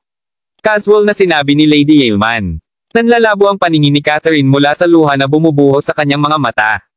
Napansin ni Gerald kung gaano kampi ang kanyang lola kahit na malinaw na mali si Yer dito. Nabili din niya ang isang katulad na bracelet ng Dragon Jade dati rin kaya't alam niya na ang pulse heiress ni Catherine ay sa katunayan ay hindi lamang isang knock-off. Ang dahilan kung bakit ginawa ni Yer ang ginawa niya ay sa takot na makuha ni Bea ang pagmamahal at pagmamahal ng kanyang lola. Hindi nagtagal bago ang lahat ay inilipat ang kanilang pansin kay Gerald. Gerald, nakikita kong wala ka sa iyo. Dumating ka ba talaga ng walang dala sa salo-salo? Tanong ni Rose na may malamig na ekspresyon sa mukha. Tama iyan. Sa buong pamilyang Yeilman, si Rose ang pinakakinamuhian ng pamilya ng kanyang ikalimang lalaki na sinundan ng kanyang ikaapat na bayaw. Gayunpaman, ang isang bagong tao ay sumikat sa tuktok ng kanyang listahan ng pinakakinamumuhian, at ang taong iyon ay walang iba kundi si Gerald. Ito ay sa ilaw ng lahat ng nangyari kahapon. Kapatid na babae, baka tama ka. Hulaan ko siya ay masyadong nasira upang kahit kayang magbigay ng isang regalo para sa Lady Ailman sa puntong ito. Haha, pangalawang tita din ang nagsabi. Noon napansin ng Lady Ailman na walang laman ang mga kamay ni Gerald. Kaya, nakaramdam siya ng kaunting pagkabalisa sa kanyang puso. Kalimutan mo na, hindi ko na rin kailangan ang regalo niya. Walang pakialam na sagot ni Lady Ailman. Nanatiling tahimik si Gerald at wala naman siyang sinabi. Ma, sa palagay ko kailangan mong pagsabihan si Bea at iwasto ang mga daan. Patuloy siyang naaanod habang nagtatrabaho. Ang hulaan ko ay narito lang siya upang sayangin ang lahat ng pera ng mana. Hindi namin ito dapat pahintulutan na magpatuloy pa. Patuloy na sabi ni Rose. Mabilis na binaril ni Catherine si Rose, ano ang ibig mong sabihin doon? Kailan nagtrabaho ng husto si Bea para sa aming grupo? Lahat kayo dapat ay tumigil na lamang sa pagtatalo ngayon. Hindi ko alam kung alin sa inyo ang nagsasabi ng totoo ngunit ang mga karapat dapat lamang ang tatanggap ng anumang uri ng gantimpala. Bea, titignan kita mula ngayon. Kung nabigo kang matugunan ang aking mga inaasahan, huwag sisihin ng lola para sa pagiging walang puso pagdating ng araw. Binalaan si Lady Ailman. Hahaha, lola, hindi mo kailangang mag-alala tungkol sa akin. Kung sinabi ng aking panganay na tiyahin na nagsasabi siya ng totoo, gayon nga. Hindi maganda ang pakiramdam ko kaya babalik muna ako. Mag-enjoy ka agad sa piging. Sagot ni Bea na pula, namumulang mga mata. Tumayo si Bea at umalis ka agad pagkatapos sabihin iyon. Bea, tinabol ni Catherine ang kanyang anak na babae. Nakasimangot si Gerald. Tila na hindi ito ang unang pagkakataon na si Rose at ang kanyang anak na target ni si Bea at ang kanyang ina. Nag-aalala tungkol sa kalagayan ni Bea, si Gerald ay nakatag din kasama ni Catherine sa likuran. Kita mo, nanay, kung si Bea ay maaaring kumilos ng ganito sa harap mo, hindi ganoon kahirap isipin kung paano siya madalas kumilos sa harap ko sa lugar ng trabaho. Panipi, Kabanata 834. Sabi ni Rose. Maaari siyang umalis kung nais niya. Wala sa paningin, wala sa isip. Malamig na tugon ni Lady Ailman. Pagkatapos ay tumalikod siya upang tingnan ang pinangyarihan ng piging. Ano ang nangyayari? Maraming mga kilalang panauhin sa aking kaarawan sa kaarawan noong nakaraang taon sa oras na ito. Saan napunta ang lahat sa taong ito? Biglang napagtanto ni Lady Ailman na may mali.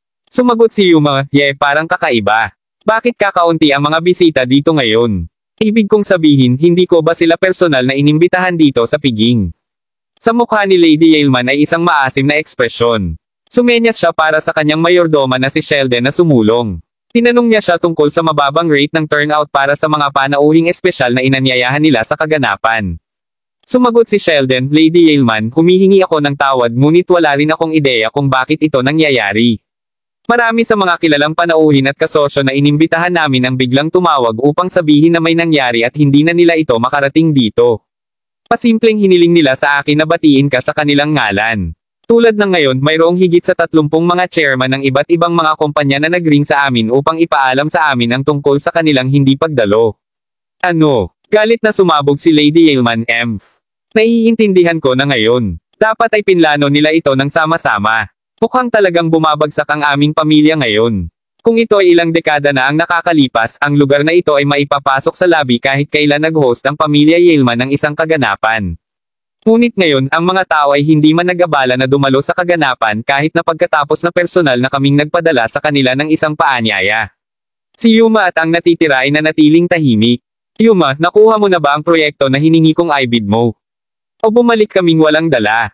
Tanong ni Lady Ailman. Ang aming paglilipat ng puhunan ay isang pangunahing problema sa ngayon.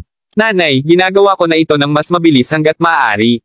Makakakuha ako ng isang solusyon para sa isyu ng supply chain bago magtapos bukas. Pagkatapos nito, susubukan kong makuha ang aming mga kamay sa isang kapaki-pakinabang na proyekto. Sagot ni Yuma, mahal na Diyos, ang aming tahanan ay wala ng pakiramdam ng isang maayos na tahanan at ang parehong nangyayari sa aming madugong negosyo. Tandang pananong, talaga bang mahuhulog tayo sa likod ng Long at Quarrington na pamilya tulad nito? Napanglaw na sabi ni Lady Ailman. Bigla, ang mayordoma ay biglang sumugod sa mansyon mula sa pangunahing pasukan. Ma'am, ano ang nangyayari, Sheldon? Tanong ni Lady Ailman. Ikaw, dapat kang magmadali at lumabas upang tingnan. May isang convoy sa labas na may mga regalo para sa iyo. Sambit ni Sheldon at mukhang kabado siya. Ha, nagulat si Lady Ailman. Si Sheldon ay hindi kailanman magiging reaksyon sa isang labis na paraan kung sila ay ordinaryong regalo mula sa ordinaryong panauhin. Kaya, sino ang maaaring ito? Saglit na natigilan si Lady Yaleman. Kaya't bumangon siya mula sa kinauupuan niya at sinundan si Sheldon palabas ng bahay. Si Yuma, Rose, at ang iba ay sumunod din sa likuran nila dahil sa pag-usisa. Nang tuluyan na silang makalabas sa mansion, nakita nila ang higit sa 100 Rolls-Royce Phantom sa labas ng pintuan. Ang mga sasakyang ito ay nagkakahalaga ng hindi bababa sa $3 milyong sa isang pop. Isang pangkat ng mga tanod na nakasuot ng itim ang nakatayo sa pila. Ang bawat isa sa kanila ay may hawak na isang kahon ng regalo sa kanilang mga kamay. Ginoo, ang Crawford mula sa pamilya Crawford ay nagpapadala ng mga red along ito sa iyo, Lady Yaleman. Ang pamilya Crawford ay bumabati sa iyo ng isang napakasayang kaarawan.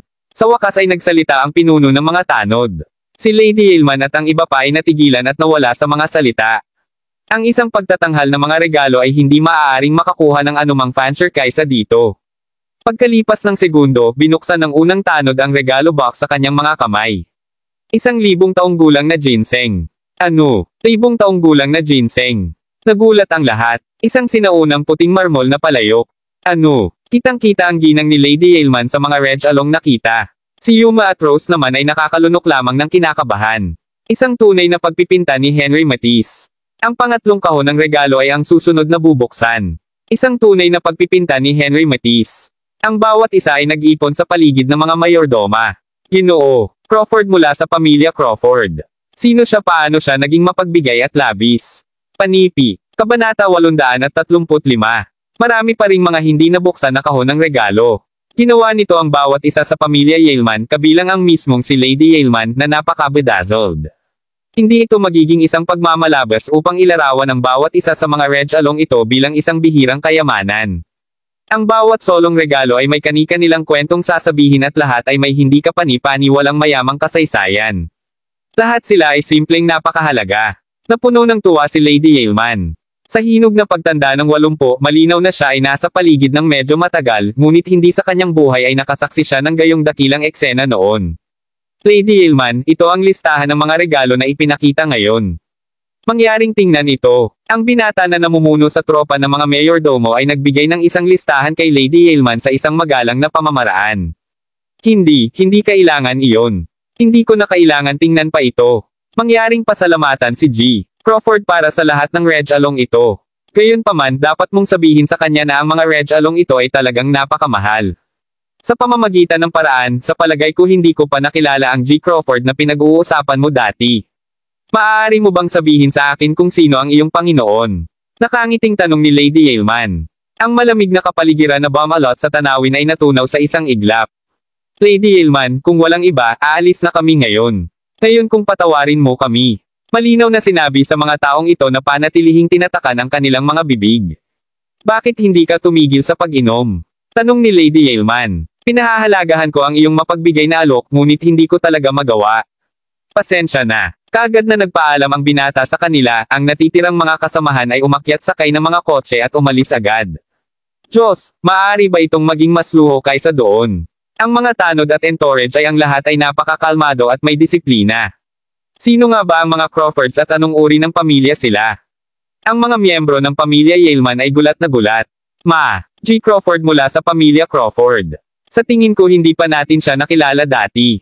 Bakit nila kami binibigyan ng mga mamahaling regalo? Isang magaspang na tansya ang naglalagay ng mga red along ito sa halos $150 milyong. Tuwang-tuwa si Yuma na nanginginig ang kanyang mga kamay nang hindi mapigilan. Oo, sigurado sila bilang impyerno na mukhang nagkakahalaga ng ganyan kalaki. Si G. Crawford mula sa pamilya Crawford, isang tunay na mapagbigay ay hindi siya. Tandang pananong. Ngunit hindi ba kakaiba na hindi pa natin sila nakilala dati? Napakatagal ko nang nakapaligid ngunit hindi ko pa naririnig ang ganoong pamilya dati. Siguro isa sila sa mga kaklase ng junior. Hindi makapaniwalang sinabi ni Lady Yaleman. Nagulat lahat ng mga junior ay nagpapalitan ng tingin sa isa't isa. Kahit na ang pinakamagaling sa mga kamag-aral ay hindi kailanman handang magpakita ng mga regalo sa kaarawan na nagkakahalaga ng higit sa $150 milyong. Ang sinabi ni Lady Yaleman ay simpleng tunog na medyo masyadong malayo. Hindi mo na kailangang mag-alala tungkol dito. Kung handa silang magbigay ng mga labis na red along regalo, iyo ang mga ito anuman ang mangyari. Kung ibebenta mo ang alinman sa mga item na ito, walang alinlangan na malulutas mo ang krisis sa pananalapi na kinakaharap ng aming pamilya ngayon. Ani Rose na may isang ningning sa kanyang mga mata. Manahimik ka. Itigil ang pagdaldal sa gayong kalokohan. Ito ang mga regalo na mapagpasyahan ng pamilya Crawford na ipakita sa akin. Sino ang nagbigay sa iyo ng lakas ng loob na kahit na gumawa ng isang labis na mungkahi? Walang pinapayagan na hawakan ang mga ito bago ko matukoy ang totoong pagkakakilanlan ng G. Crawford na ito. Kung may maglakas loob na ay patong ang kanilang mga kamay sa alinman sa mga Reg Along ito, palalayasin ko siya sa labas ng pamilya, walang mga katanungang tinanong.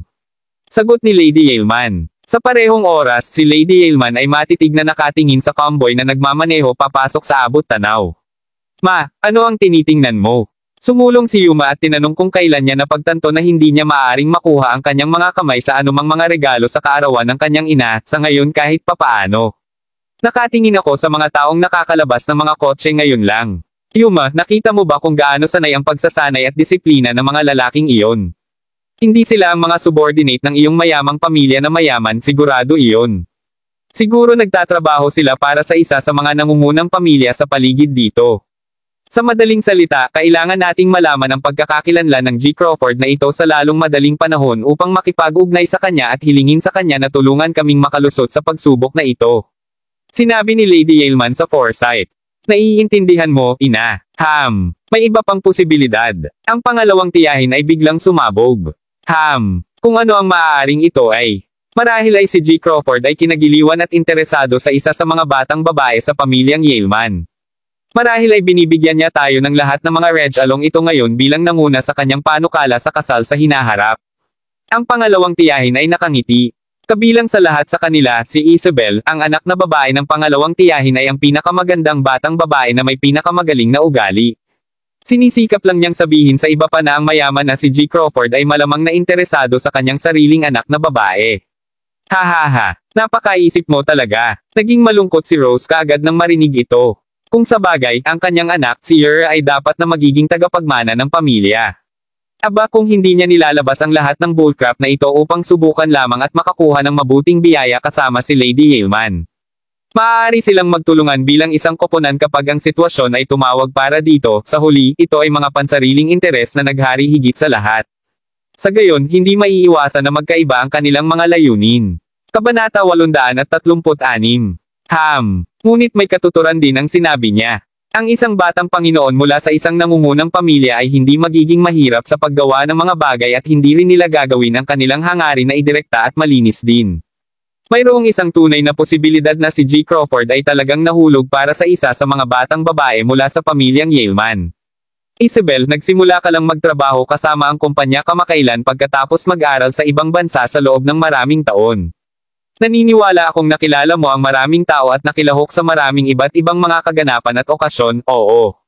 Naaalala mo bang nakasalamuha mo ang anumang napakalakas at mabigat na mga batang Panginoon? Tanong ni Lady Yaleman. Kung sa bagay, perpektong nalalaman niya kung gaano siya kaakit-akit kay Isabel. Si Bea ay kaparehas ng kanyang kagandahan ngunit bihira siyang napakita sa mga mas dakilang kaganapan at sa labas ng mundo kumpara kay Isabel.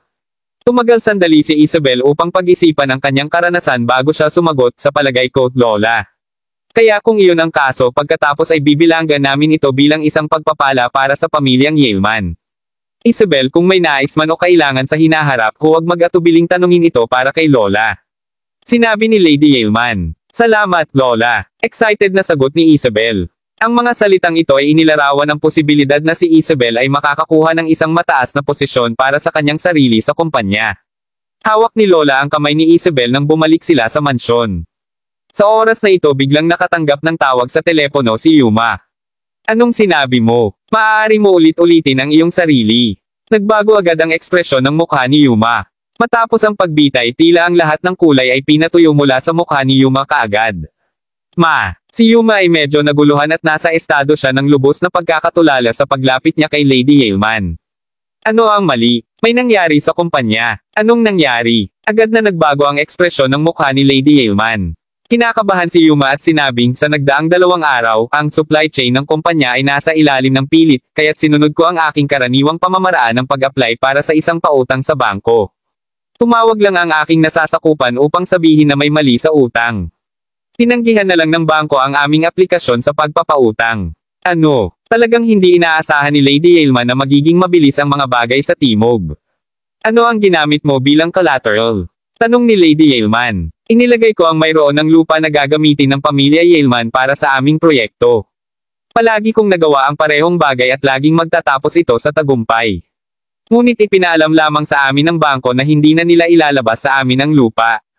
Sinubukan naming makipag-ayos ngunit wala nang sumusulong.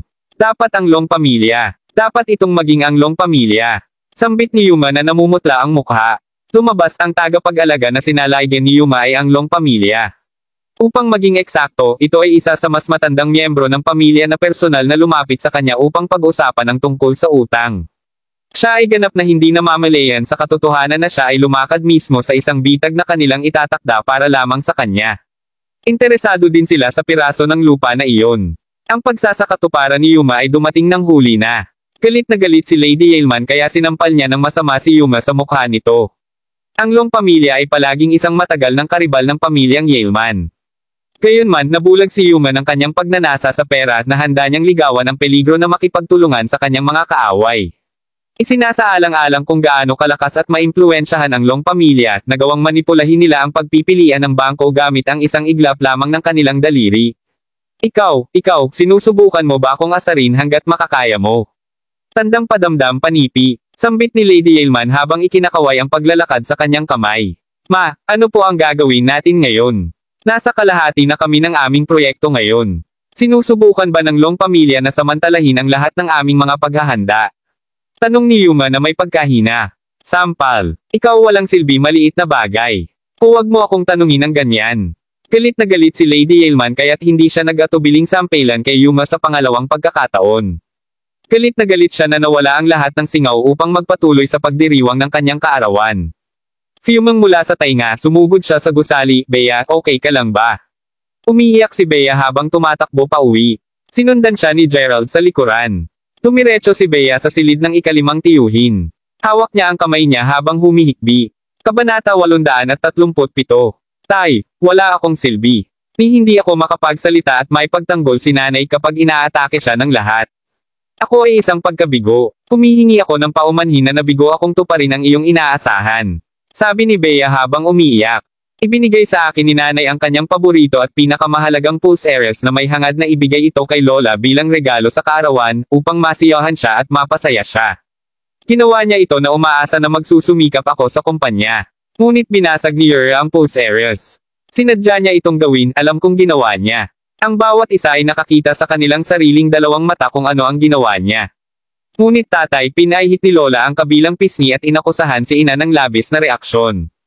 Sinabi niya na ito ay hindi hihigit sa isang jade bracelet lamang. Itay, maaaring sa paningin ni Lola wala nang maihahalin tulad kay Yura. Seryosong nagdamdam si Bea ngayon. Kadalasan tiisin lang niya ito kapag ang iba ay pinagtawanan siya o ang kanyang ina.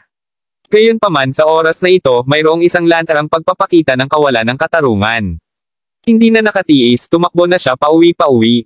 Hindi mo ba alam kung gaanong galit sa iyo si Rose o ako at nanay? Araw-araw susubukan niyang hanapin ang lahat ng uri ng mga kadahilanan upang ipadala kami sa pagpapatapon mula sa pamilya. Ayos. Hindi na ako babalik sa pamilya Yelman mula ngayon.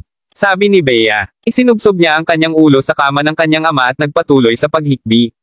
Mahinahon lang ni Gerald ang balikat ng balikat nito habang pinagsisikapan nito na aliwin siya. Bagaman si Bea ay isang mabait at mapagparaya na babae, mayroon din siyang sariling pagpapahalaga sa sarili. Walang sino man sa lupa ang makakatiis ng walang katapusang siklo ng diskriminasyon at pananakot. Walang ibang nakaintindi sa nararamdaman ngayon ni Bea bukod kay Gerald mismo. Pinag-uusapan kung ang pamilya ni Bea ay hindi tumulong sa kanyang ina noon, hindi sila mapunta sa napakasamang estado. Dahil pinagkatiwalaan na siya ng kanyang ina sa pagharap sa isyong ito, si Gerald ay kailangang magkaroon ng solusyon upang wakasan ang panganib ng kanyang ikalimang tiyuhin. Pinsan, pinagsisisihan kong nag-alala ako sa iyo. Humihingi ako ng paumanhin na hindi mo man lang nasiyahan sa piging ngayon. Nagsimula ng humingi ng paumanhin si Bea bago pa man niya tumigil sa paghikbi. Pinahid niya ang luha sa mukha niya habang walang tigil na pagsinghot. Ayos lang. Makinig, Bea, kailangan mong ihinto ang pagkakaroon ng ganoong malubhang mga saloobin. Ang lahat ay magiging mas mahusay sa hinaharap. Tiyak na gagawin ito at nasa iyo ang aking salita. Sambit ni Gerald habang hawak ang kamay ni Bea. Oo, umaasa ako. Tumango si Bea. Biglang tumunog ang cellphone ni Bea. Ang pagtingin sa caller ID ay isiniwalat na ito ay isang tawag sa telepono mula kay Sheldon, butler ni Lady Yaleman. Ang pamilya Yaleman ay nagsasagawa ng isang pagpupulong ng emergency na pamilya. Ang bawat tao ay dapat na narito sa lalong madaling panahon. Pagkasabi nun ay binaba na agad ni Sheldon ang telepono. Pumunta at hugasan ang iyong mukha at magtungo tayo pronto. Sabi ni Gerald. Tulad ng impyerno, pupunta ako doon. Hindi man ako aapakan sa takot na lugar na iyon. Sa wakas, naiintindihan ko kung bakit tumanggi ang aking tiyahin na manatili doon sa kabila ng pagiging napakahusay at may kakayahang individual. Seryoso, maaga o huli, mamamatay ako mula sa lahat ng pagpapahirap na pinagdaanan nila ako. Galit na sagot ni Bea. Paano mo nasabi yan? Dapat isipin mo rin ang tungkol sa iyong ina. Sigurado ako na ang iyong panganay na tiyahin ay magpapatuloy na gumawa ng lahat ng mga masasamang salita tungkol sa kanya. Dapat pumunta ka kahit papaano. Nakangiting sagot ni Gerald. Saglit na iniisip ito ni Bea bago siya tumango ng bahagya. Sa wakas, sumang-ayon siya sa sinabi ni Gerald. Natapos ang pagpupulong 2:00 ng hapon. Hindi sumabay si Gerald kay Bea sa emergency family meeting. Sa halip, nanatili siya sa bahay upang matulungan ang kanyang ikalimang tiyuhin na magtrabaho ang kanyang mga limbs upang panatilihin itong gumana. Sa wakas ay umuwi si Bea kasama si Catherine mula sa pagpupulong. Narinig ni Gerald ang malakas na pagmumura ni Catherine sa sandaling bumalik sila. Rose, sumusumpa ako sa Diyos, ito ay magiging laban hanggang kamatayan.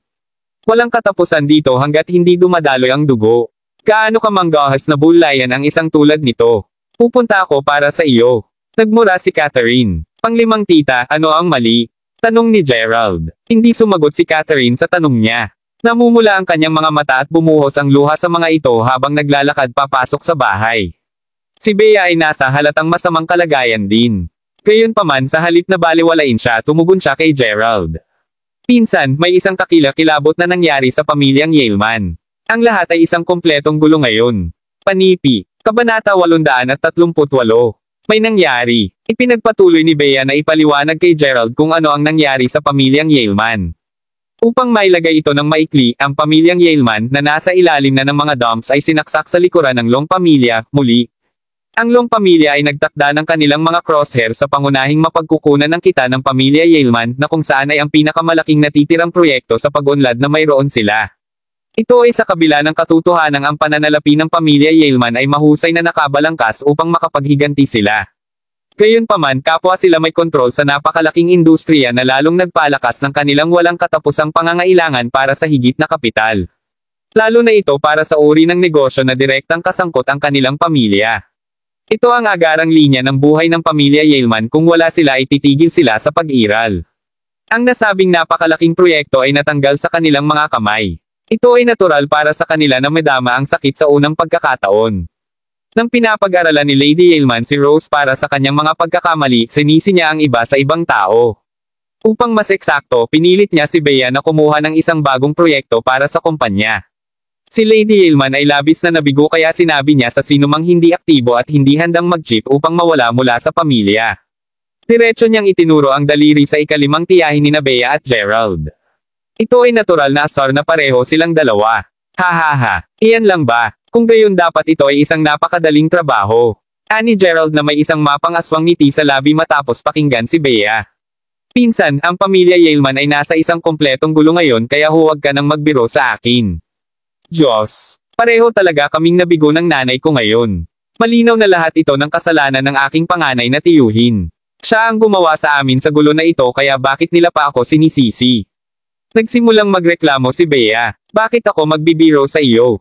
Alam ko hindi ganito ang nararamdaman ni Lola dahil nawala lang sa inyo ang proyektong ito. Kung sa bagay, ang pamilyang Yaleman ay hindi lubhang nangangailangan ng pera. Gayunpaman, nag-aalala siya dahil wala ng bagong proyekto ang pamilya Yaleman. Ang pamilya Yaleman ay dalubhasa sa pagpapaunlad ng engineering. Ang pagkakaroon ng isang proyekto sa kamay ay tulad ng patuloy na pagkakaroon ng isang kampanya sa advertising. Nagbabayad ang lahat upang mapalipat-lipat ang aming pangalan sa aming mga potensyal na kliyente. Nang walang isang proyekto, ang tanging kalalabasan ay magiging isang pababang spiral, at ang bagay na ito na talagang pinag-aalala ng Lola. Sagot ni Gerald. Tama ka yata. Ngunit kahit na nasa project department ako, hindi ko lang kayang hawakan ang buong proyekto ng mag-isa. Si Rose dapat ang namamahala sa lahat ng ito. Alam kong sinusubukan lang niya akong mawala at ang nanay ko. Hindi siya titigil hanggat wala kami sa pamilya. Kung gayon, dapat kang makakuha lamang ng ilang malalaking proyekto para sa Yaleman Group at ipakita sa kanya na ikaw ay isang may kakayahang tao. Tutulungan kita sa ganyan. Nakangiting sagot ni Gerald. Ayan ka na, hinihila ko ulit ang paa ko. Hindi ako nagbibiro sa iyo. Patay na seryoso ako. Umiling si Gerald bago niya pinalo ang kanyang cellphone. Matapos bigkasan ang ilang mga salita sa telepono. Tumingin si Gerald kay Bea at tapos na. Maaari kang pumunta sa punong tanggapan ng Trust Deck Group mamaya sa hapon at ibibigay ng person in charge doon ang proyekto sa iyo, okay? Pinsan kapatid, may mga kilala ka sa Trust Deck Group. Palaging may nararamdamang misteryosong bagay kay Bea. Yep, siguradong gagawin. Nagtatrabaho doon ang isa kong kaklase. Sagot ni Gerald habang nagpapanggap ng kamangmangan. Kung sa bagay, hindi pa oras upang ilantad niya ang kanyang pagkakakilanlan. Bagaman hindi na kailangan para sa kanya na itago ang anumang mga lihim kay Bea, mayroon pa ring ilang mga bagay na sa palagay niya ay napakahirap na ipaliwanag. Huwag kang mag-alala tungkol dito. Kailan pa ako nagsinungaling sa iyo? Pagkatapos ng pagpunta doon, makakasalubong mo ang isang nagngangalang G.K. Denzelli. Siya ang lalaking namamahala sa proyekto. Seryosong sagot ni Gerald. Tumango si Bea nang mapagtanto niyang hindi siya niloloko ni Gerald. Walang nagdulot ng kahirapan para kay Gerald na nakakuha ng ganap na kontrol sa lahat ng mga negosyo ng pamilya sa Weston. Siyempre, hindi masasayang ng oras si Bea sa pakikipag-usap kay Gerald. Matapos magpasariwa, dumiretso si Bea sa punong tanggapan ng Trust Deck Group. Ginawa niya ang pagkakaroon ng kumpletong pananampalataya sa kanyang pinsan na hindi niya siya kawayan. Ang Trust Deck Group ay isang napakalaking korporasyon sa Yanken. Hindi ito negosyo ng pamilya, ngunit karaniwang ito ay itinuturing na Diyos ng yaman para sa maraming mga negosyo sa pamilya.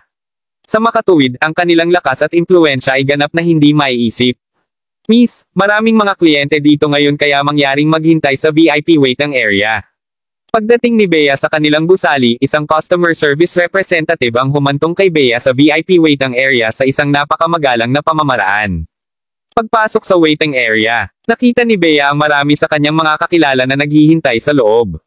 Sabay-sabay, lahat ng mga kakilala ay nakita rin si Bea. Ay nako, bakit kung hindi si Bea? Pumunta ka rin dito. Panipi. Kabanata 839. Kayo ba? Nakasimangot si Bea pagkakita niya sa kanila. Ang pag-upo doon ay walang iba kundi ang pamilya ng kanyang panganay na tiyuhin na 3 at pati na rin ang pamilya ng kanyang pangalawang tiyuhin. Ang nangyari ngayon ay nagtaguyod ng pagkapoot kay Bea kay Rose at sa natitirang pamilya Yaleman. Gaano ka kawalang respeto sa iyo, Bea? Hindi mo ba dapat batiin ang iyong matatanda kapag nakikita mo sila? Wala ka bang asal o kahit na isang pangunahing pakiramdam ng paggalang? Malamig ang tugon ni Rose. Sinaman siya ng tingin ni Yuma na may galit na ekspresyon. Anong ginagawa mo dito? Tanong niya. Narito ako upang talakayin ang isang proyekto natin. May hawak na bag si Bea. Lahat ng nasa VIP waiting area ay pawang mga boss o ilang lokal na tycoon. Alinman sa iyon o sila ay mga mayari ng pangalawang rate ng kani-kanilang mga negosyo tulad ng kanyang panganay na tiyuhin. Siya lang ang tao rito na nakadamit tulad ng isang ordinaryong empleyado. Ano ang sinabi mo? Narito ka upang pag-usapan ng tungkol sa isang proyekto. Tanong ni Rose habang tumatawa sa mukha ni Bea. Napatingin siya kay Bea na para bang nakatingin sa tanga. Alam mo bang ito ang Trust Deck Group na pinag-uusapan natin? Bakit hindi ka ulit tumingin sa paligid mo at makita kung anong uri ng mga tao ang naghihintay dito ngayon? Talagang iniisip mo na magkakaroon ka ng karangalan na makipagtulungan sa mga taong ito batay sa iyong mga kakayahan. Sabi ng pangalawang tiya habang ngumiti siya ng mapangiti. Hoy, baka nagsimula ng magpanik si Bea dahil sa sinabi mo kanina ngayon. Marahil ay napagtanto niya sa wakas na wala siyang iba kundi pananagutan sa pamilya. Siguro takot na takot siya sa pagka-kick out sa pamilya kaya't wala siyang ibang pagpipilian kundi subukan ang swerte dito. Umiling si Yer habang nagdidirekta ng mapait na ngiti kay Bea. Tama yan. Hindi ko pa naririnig ang mga ordinaryong empleyado na pupunta sa punong tanggapan ng Trust Deck Group upang makausap lang ang person in charge tungkol sa isang kalunos-lunos na maliit na proyekto. Bea, binabalaan kita, hindi mo ba naisip na sabihin sa kanila na bahagi ka ng pamilya namin? Wala kang ibang dinadala kundi ang kahihiyan at kahihiyan sa pangalan namin. Mapanghamak na sabi ni Isabel. Galit na galit si Bea ngunit hindi niya ito pinansin. Naupo siya sa sulok ng VIP waiting area. Alam mo kung ano, kalimutan mo na. Huwag na lang nating pansinin ang batang kalokohang iyon. Hindi mo ba sinabi na ang iyong kamag-aral mula sa M-Country ay nagtatrabaho din dito? Kilala ng tatay ng iyong kaklase si G. Hodel, sino ang manager dito, tama ba? Bakit wala pa siya rito? Tanong ni Yuma. Narito sila upang humingi ng tulong sa kanya. Kung maaaring makuha ni ang kanyang mga kamay sa isang proyekto sa oras na ito, ang kanyang posisyon bilang hinaharap na tagapagmana ng pamilyang Yaleman ay may lalagay sa bato. Ito ang dahilan kung bakit napagpasyahan nilang pumunta dito. Ang pangalawang panganay, gayunpaman, ay isang walang kahihiyan na bungkos kaya napagpasyahan din nilang sundin si at ang kanyang pamilya hanggang dito. Gayunpaman, hindi natatakot si Yuma na magnakaw ng mga ito ng pansin mula kay Nakagawa na ako ng tawag sa telepono ngayon lang. Si G. Hodel ay nasa isang pulong pa rin. Sinabi na sa kanya ng ama ng aking kaklase tungkol dito ngayon lang. Dahil alam niya na kami ay mula sa pamilya Yaleman at personal na pumunta dito upang makita siya, naniniwala akong hindi niya papansinin ang aming mga pakiusap. Tiwala namang sagot ni Sige kung ganon. Sa paligid ng sandaling ito na lumapit sa kanila ang isang magandang tagatanggap. Ikaw ba si G. Yuma Yaleman? Oo. Kumusta, G. Yaleman? Katatapos lamang ng pagpupulong ni G. Hodel. Mangyaring tamasahin ng isang tasa ng tsaa habang naghihintay ka rito. Dadalhin kita sa tanggapan ni G. Hodel upang magpatuloy sa iyong talakayan sa paglaon. Sige. Maraming salamat. Tuwang-tuwa sina Yuma at Rose nang mapagtanto nilang maayos ang kanilang plano. Gayunpaman sa parehong oras nagbuntong hininga sila nang mapagtanto na ibababa nila ang kanilang sarili sa harap ng ibang tao upang makuha ang nais nila. Upang sabihin sa iyo ang totoo, si G. Hodel ay isang katulong na manager lamang. Isa lamang siya sa maraming mga tagapamahala sa departamento ng kalihim. Hindi ito tulad ng mayroon silang mas mahusay na mga pagpipilian.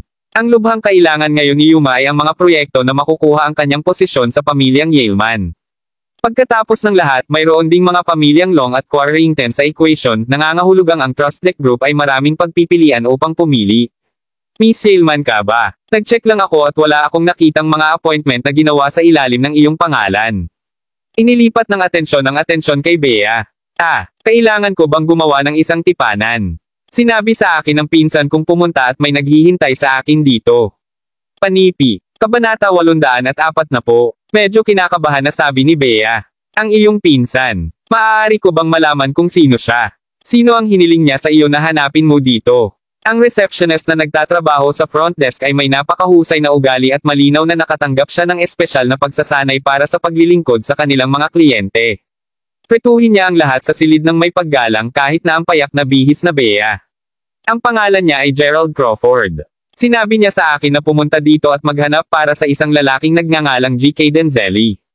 Umiling ang receptionista sa front desk at may masakit na ngiti, sinabi niya kay Bea, humihingi ako ng paumanhin ngunit walang sino mang nagngangalang kay Denzelli dito. Wala pa kaming naririnig na kahit sino na tinawag na Gerald Crawford. Sigurado ka bang hindi ka nagkamali? Ano? Samubuan ka ba ni Bea nang marinig ang sagot ng receptionista? Lalo na ito ay dahil lahat ay nakatingin sa kanya. Nagsimula siyang mamula dahil sa kahihiyan. O aking Diyos! Ano ang sinabi ko ngayon lang? Diyos! Nakakahiya. Ang lokohang nandito niya. Hindi makapagsalita, tinakpan ni Isabel ang kanyang mukha upang maprotektahan ang sarili mula sa mahirap na kapaligiran. Kaninong koneksyon ang sinabi niya na umaasa siya? Gerald Crawford. Nagalit na ba ang babaeng ito? Si Gerald ang gumawa sa kanya na pumunta rito. Hahaha. Kahit na ang mga tumatanggap ay hindi pa naririnig ang pangalang sinabi niya. Inisyon ni Rose. Sobrang kaba ni Bea na ikinuyom niya ng mahigpit ang mga kamao clueless sa susunod na gagawin. Tio Yaleman. Ang lahat ay naayos na. Si G. Hodel ay darating dito sa ilang sandali. Dapat uminom muna kayo. Nagpakita ang isang binata na may maliwanag na ngiti sa labi. Halatang walang iba siya kundi ang kaklase ni Miss LaCroix, ano ang mali? Ang kaklase ni ay sumulyap sa front desk sa pagkakataong ito na may higit na kalahating pusong ngiti. Ang receptionista sa front desk ay tumugon, sinabi ni Miss Yaleman na narito siya sa rekomendasyon ng kanyang pinsan. Naghahanap daw siya ng tumawag kay G.K. Denzelli. Tobias, hindi mo pa naririnig na may tumawag kay K. Denzelli na nagtatrabaho dito, hindi ba? Hindi, sa palagay ko hindi ko pa naririnig ang pangalan na iyon dati. Sagot ni Tobias habang umiling. Pagkuha ng isang mas nangingibabaw na postura, sinabi niya kay Bea, makinig, nais mo bang muling suriin ang pinsan mo upang tanungin kung nasa tamang kumpanya ka? Lahat ng tao sa silid ay nagsimulang tumawa kaagad sa narinig niyang sinabi niya iyon.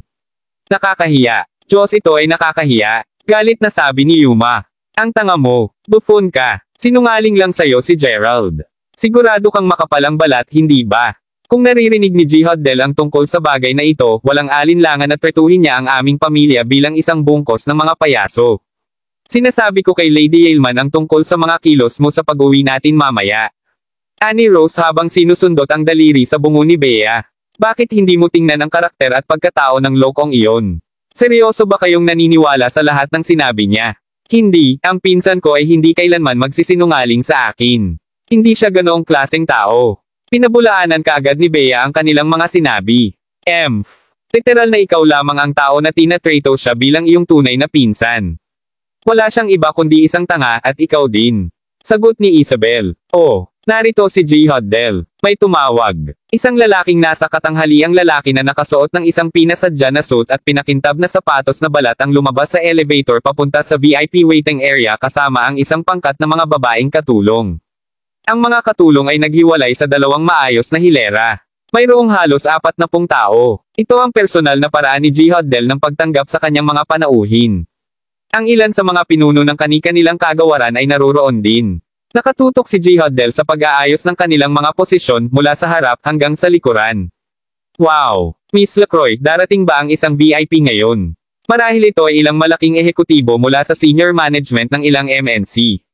Natigilan si Tobias. Naghahanda talaga sila ng isang welcoming na seremonya. Wala akong ideya. Hindi kami sapat na kwalipikado upang makipag-ugnay sa alinman sa mga senior executive. Ang mga tao lamang tulad ni G-Hoddle ang may pahintulot na gawin iyon. Tumugon ang resepsyonista sa front desk. Ang Trust Deck Group ay isang napakalaking korporasyon at nahahati ito sa 3 magkakaibang klase, mababang antas, mid-level, at pamamahala ng mataas na antas. Ang front desk ay nakikipag-ugnay lamang sa mga tao mula sa mababa at kalagitnaan ng antas, hindi kailanman sinuman mula sa pamamahala ng mataas na antas. Ang nasabing isang eksena na mas malamang kaysa hindi ay isang palatandaan na ang isang tao mula sa mataas na antas na pamamahala ay darating. Maraming salamat mga kamaster sa walang sawang pagsusubaybay. Isang like, share, and subscribe naman dyan mga kamaster. Abangan ang susunod pang mga kabanata.